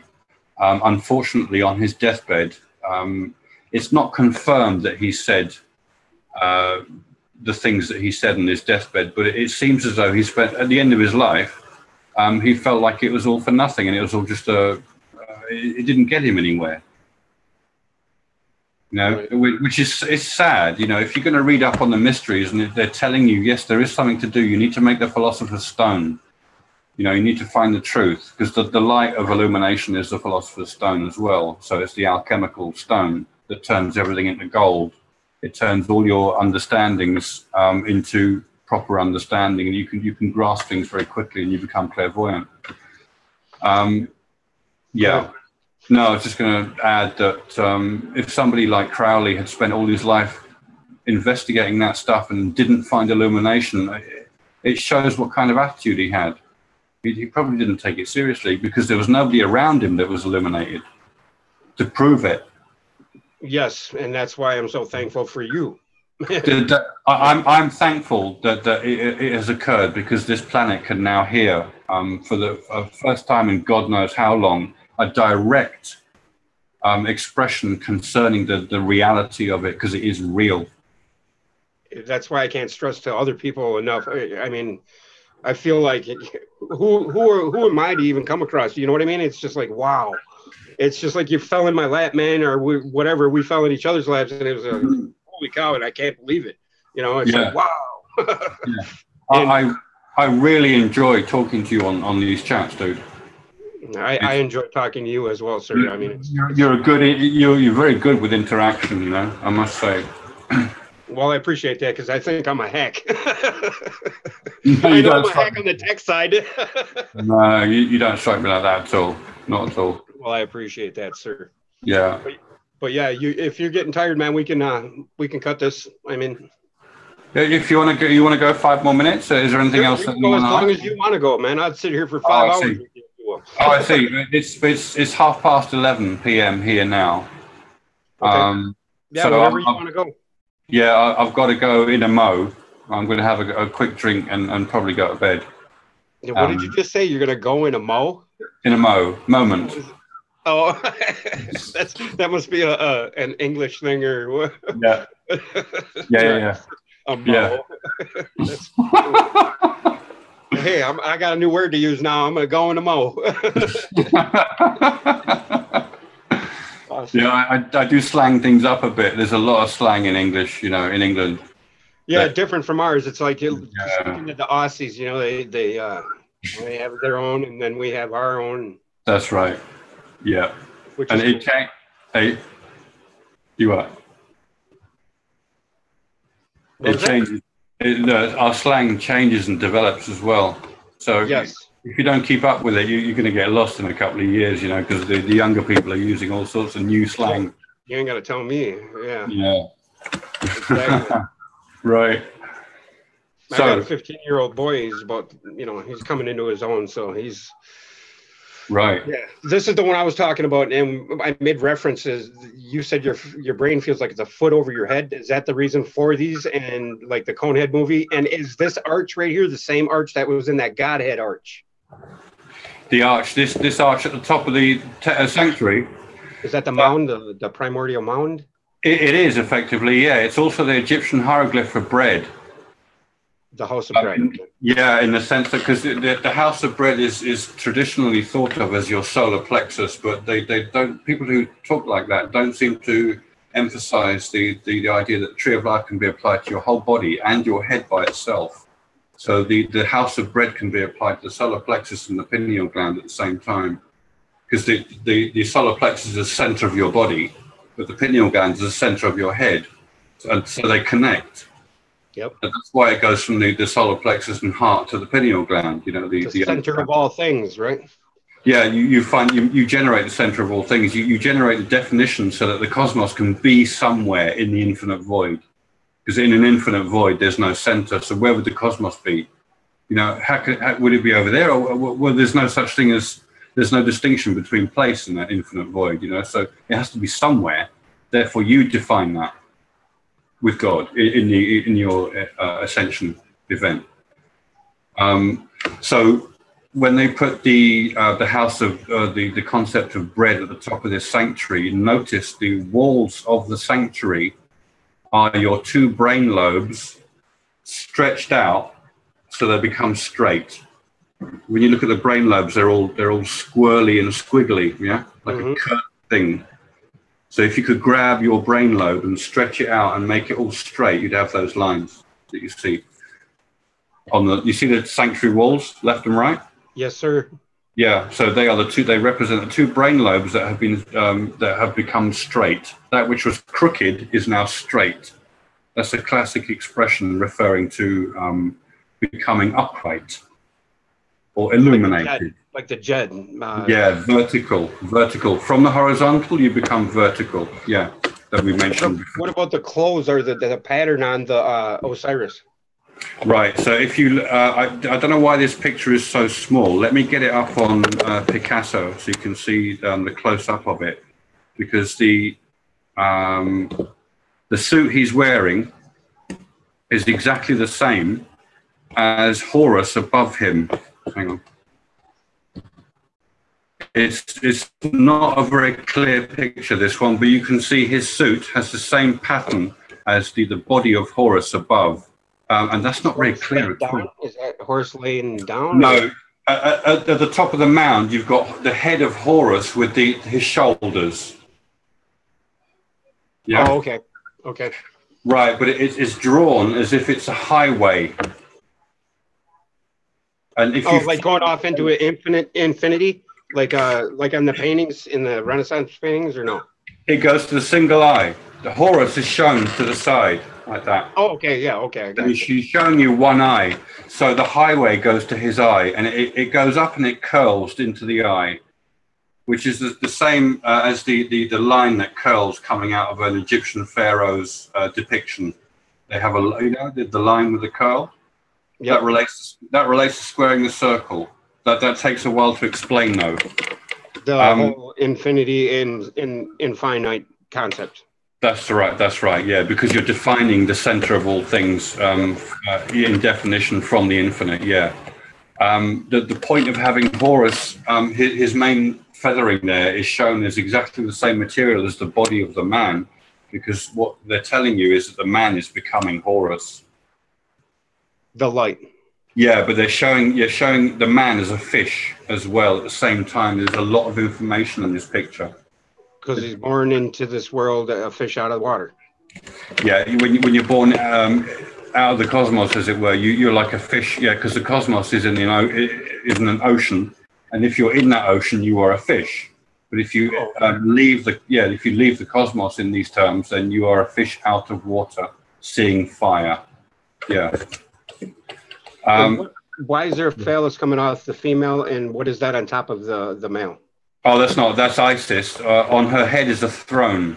Oh, that's a throne. Okay. That's a throne. Yeah, that a king or a queen would sit on. Yeah, it's a representation of a throne. She's standing at the back of him to emphasize his nervous system, the Kundalini nervous system principle. Oh. Yeah, that's why she's behind him at the back, saying that I am your body. I am the female which is the cosmos, or your human body is female. Even the man is from the female, but men have nipples. Yeah. Yeah. So whenever a goddess or a male is holding the ankh, what is it exactly? Is that give a depiction like you just said? Is that signify a certain aspect that you have to zone in on, or? No. She's holding the ankh because the ankh represents the light. So what she's saying is, what we're seeing here is the birth of the Son of God. That's what this depiction is embodying. It's the major story in Egyptian iconography. Yeah, basically, yeah. This is the birth of the Son of God. This is somebody who is going to ascend. Ascension is in this depiction. This depiction is ascension. Yes. So you or me is the man standing as a fish. The crook and the flail are the two keys to heaven, the heart and the mind. The flail is the mind, because the truth is severe, like a flail that berates you. Yes. Yeah? When you get it wrong, the truth berates you in physical manifestation. If you jump off a cliff, you die. Yeah, the truth berates you. It tells you off when you're a fool, you see. Right. Right, that's why they have a flail. Hey, man, I experienced that just in our talks, a while back, but I experienced that firsthand. I felt like I was just a retard after what I did, So, yeah. I experienced it, but yeah, I appreciate that, though. That's and right. what are the four on top of the lotus flower? Right, they're the four sons of Horus, so they have many associations. You can think of them as the four elements. When you die in Egypt, if they were going to mummify you, you'd have four parts of your lower body put into canopic jars, and one of them would be the liver, the lower intestine. I forget exactly what, but it's to do with intestines and the concept of generating energy. So when they're drawn there, though, because they're on the lotus flower itself shows three prominences. If you go below that, hang on. Oh, it doesn't show it in this depiction. Okay, so in the sanctuary depiction with Osiris, you see 1, 2, 3, and 4 as the lotus plant, which shows the progress in creation as the tree of life. It starts with a seed in the ocean. The throne he's sitting on is sitting in an ocean. Where the seed is growing into a bifurcation first. Then there's the lotus flower, which has three prominences that you see on the left, the right, and the middle, like the tree of life. And now we have the four to complete that. So God is thrice great, completed by the Son of God. There's so much information just in the four sons of Horus, you know. Yes, it's weird how that 1, 2, 3, 4, 5 adds up to 10, and yeah, it's just 1, 2, 3, 4, yeah, add up to 10. That's right. Yeah, that's right. So now you have 10, which is the completion, which means ascension, or the light is going to be zero. Say again. The 1 and the 0. What's on top of the arch there? Right. So these are serpents. They're all individual serpents standing upright. And every single serpent is looking towards the center, the eye of Horus. They're all looking at Horus's eye. And on the left, there are 6 serpents. On the right, there are 6 again. So that's the Last Supper painting right there. In a way, you definitely say that, yes, another way of depicting it. But really, what they're telling you about are the 12 cranial nerves. Yes. They're depicted as serpents, and they're all standing up. They're all looking in the same direction because all of them are of one mind. Is that where the whole entrancing a serpent thing comes from in India and all that? Where they're looking into the snakes in, you know what I mean? Is that where all that comes from? I guess you could think of the guy playing the flute with the serpent rising out of the basket. Yeah. That scenario represents the nature of the cosmos with the light reality that we were looking at earlier. Yeah, that's another version of the same thing, like Aladdin's genie and the lamp. Yeah, the serpent comes out of a basket, as we mentioned before, like Moses who's in a basket, because the light is all woven like a basket. Yeah, so there you've identified another version of the same thing commemorated in Egypt. Yeah, so but these serpents specifically denote the 12 cranial nerves because you are looking at an event that occurs inside the brain. And that is told to us by the fact that the two walls of the sanctuary are the 2 brain lobes stretched out into straightness. Therefore, the stuff between them is what's happening in the head. Yes, and that's what the arch on the top is signifying too, right? Yeah, that's telling you that the bread in the house of bread, there is a loaf proving and rising in the house. Oh, yeah. Yeah, and when it gets to here, it's baked.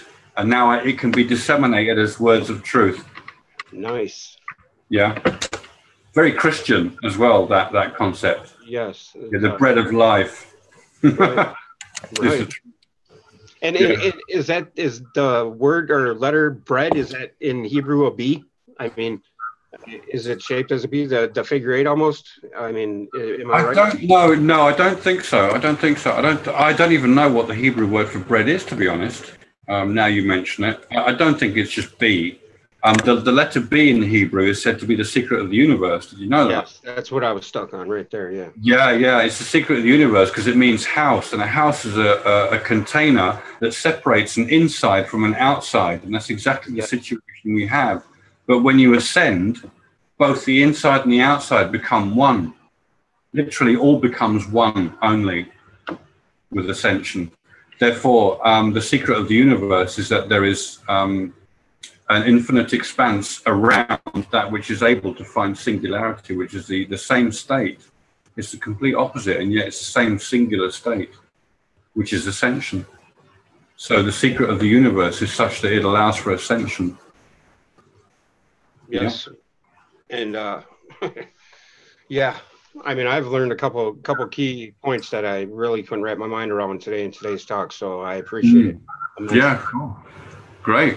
That's good. I'm very happy about that, dude. Immensely, and I'm sure you're helping others because they're here with us, and then I think they're part of the team that you have so poignantly pointed out that we made an agreement before we came here to join up in or whatever, or help each other. That's right. And that'd be my last question. Do you think that there's certain people that are drawn to each other just because of that, you think? Yeah, definitely. Without a doubt. Excellent. Gives us all hope. Yeah. So, hey, if what could you suggest for us laymen to do? I mean, are you going to join me again next weekend? Yeah, man. I'll talk to you anytime you want, Steve. Yeah. Don't say that, because I'll be calling you every day. I'll be hanging out. I'll be moving to London and hanging out outside your job. I'm kidding, of course. No, but yeah.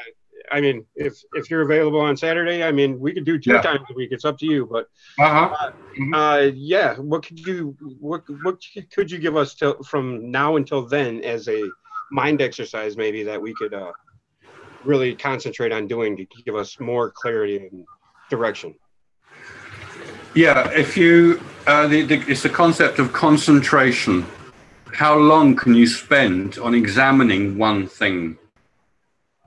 So I developed that. It turned into hours and hours. I could just sit. You can sit comfortably in a sofa. You don't have to meditate in any lotus position. You don't need all that. I've never done that. It's a technique. Okay, fine, it works anyway, but you don't need to do that. I just sat on the sofa or a chair and made myself comfortable. And I had something in my mind, and I thought, I wonder what the reality of this is. And I just chew on it and think about it and turn it around and look at it from someone else's point of view. They said this about it, and what does that mean? What do I think about it? What does that person over there think about it? Let's compare all these different points of view of the same thing. Let me do that. And I'd spend like 5 or 6 hours just sitting, maybe from 9 p.m. till 3 a.m. Because I find contemplating it late at night much easier than during the morning and the afternoon.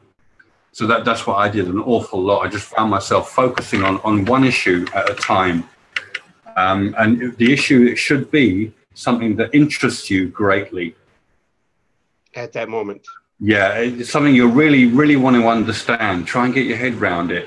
The fact that you're interested in it will keep you focused on it and concentrated on it. If it's just some random subject, you think, I can't be bothered. After 5 minutes, I'm sick of thinking of that. That's not the same thing. It's got to be something you're interested in to engage you. You must be engaged, so it must be something you're interested in. So follow your nose. I always say just follow your nose. If you're thinking, I want to ascend, and it means I need to understand reality to do that, then your nose is going to say, right, well, here's reality.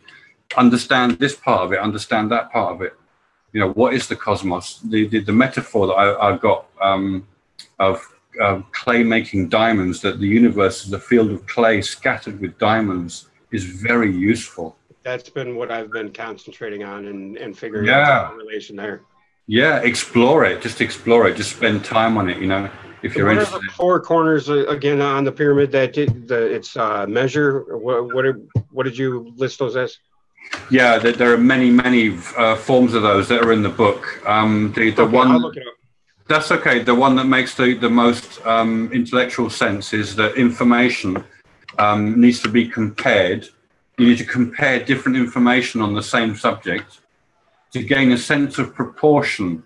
So you get the context of what's being a context of that aspect of reality, and then you gain measure when you compare it to other things that link to it, for instance.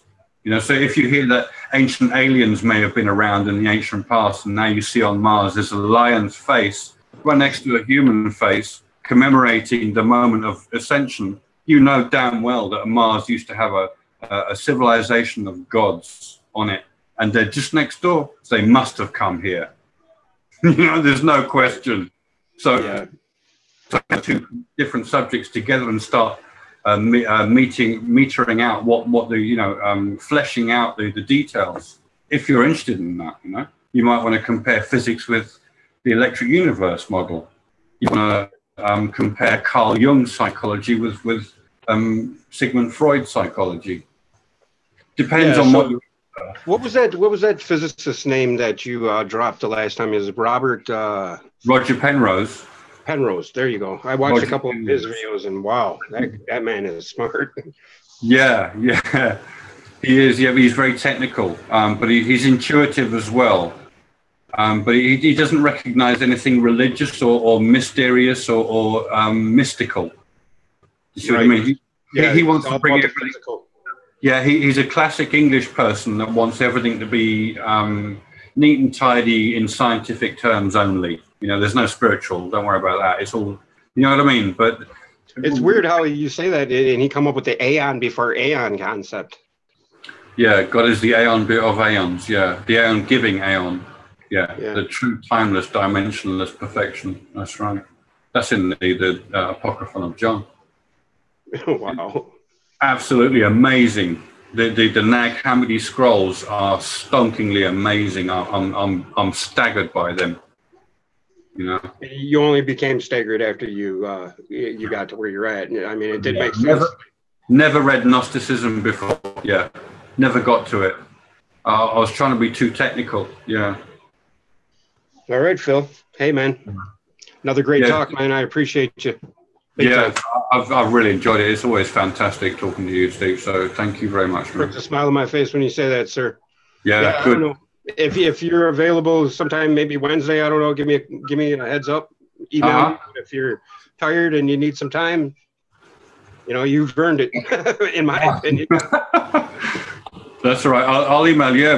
We obviously, we're always emailing, and we're on Facebook together as well. So we'll keep up. We'll figure it out. 2 thumbs up, man. Yeah. Take it easy, brother. Yeah, you too. Take care, man. Bye-bye, everybody. Bye, guys. Take it easy. Yeah. I don't have my phone, otherwise I'd say goodbye to everybody. Take it easy, Phil. Yeah, you too, man.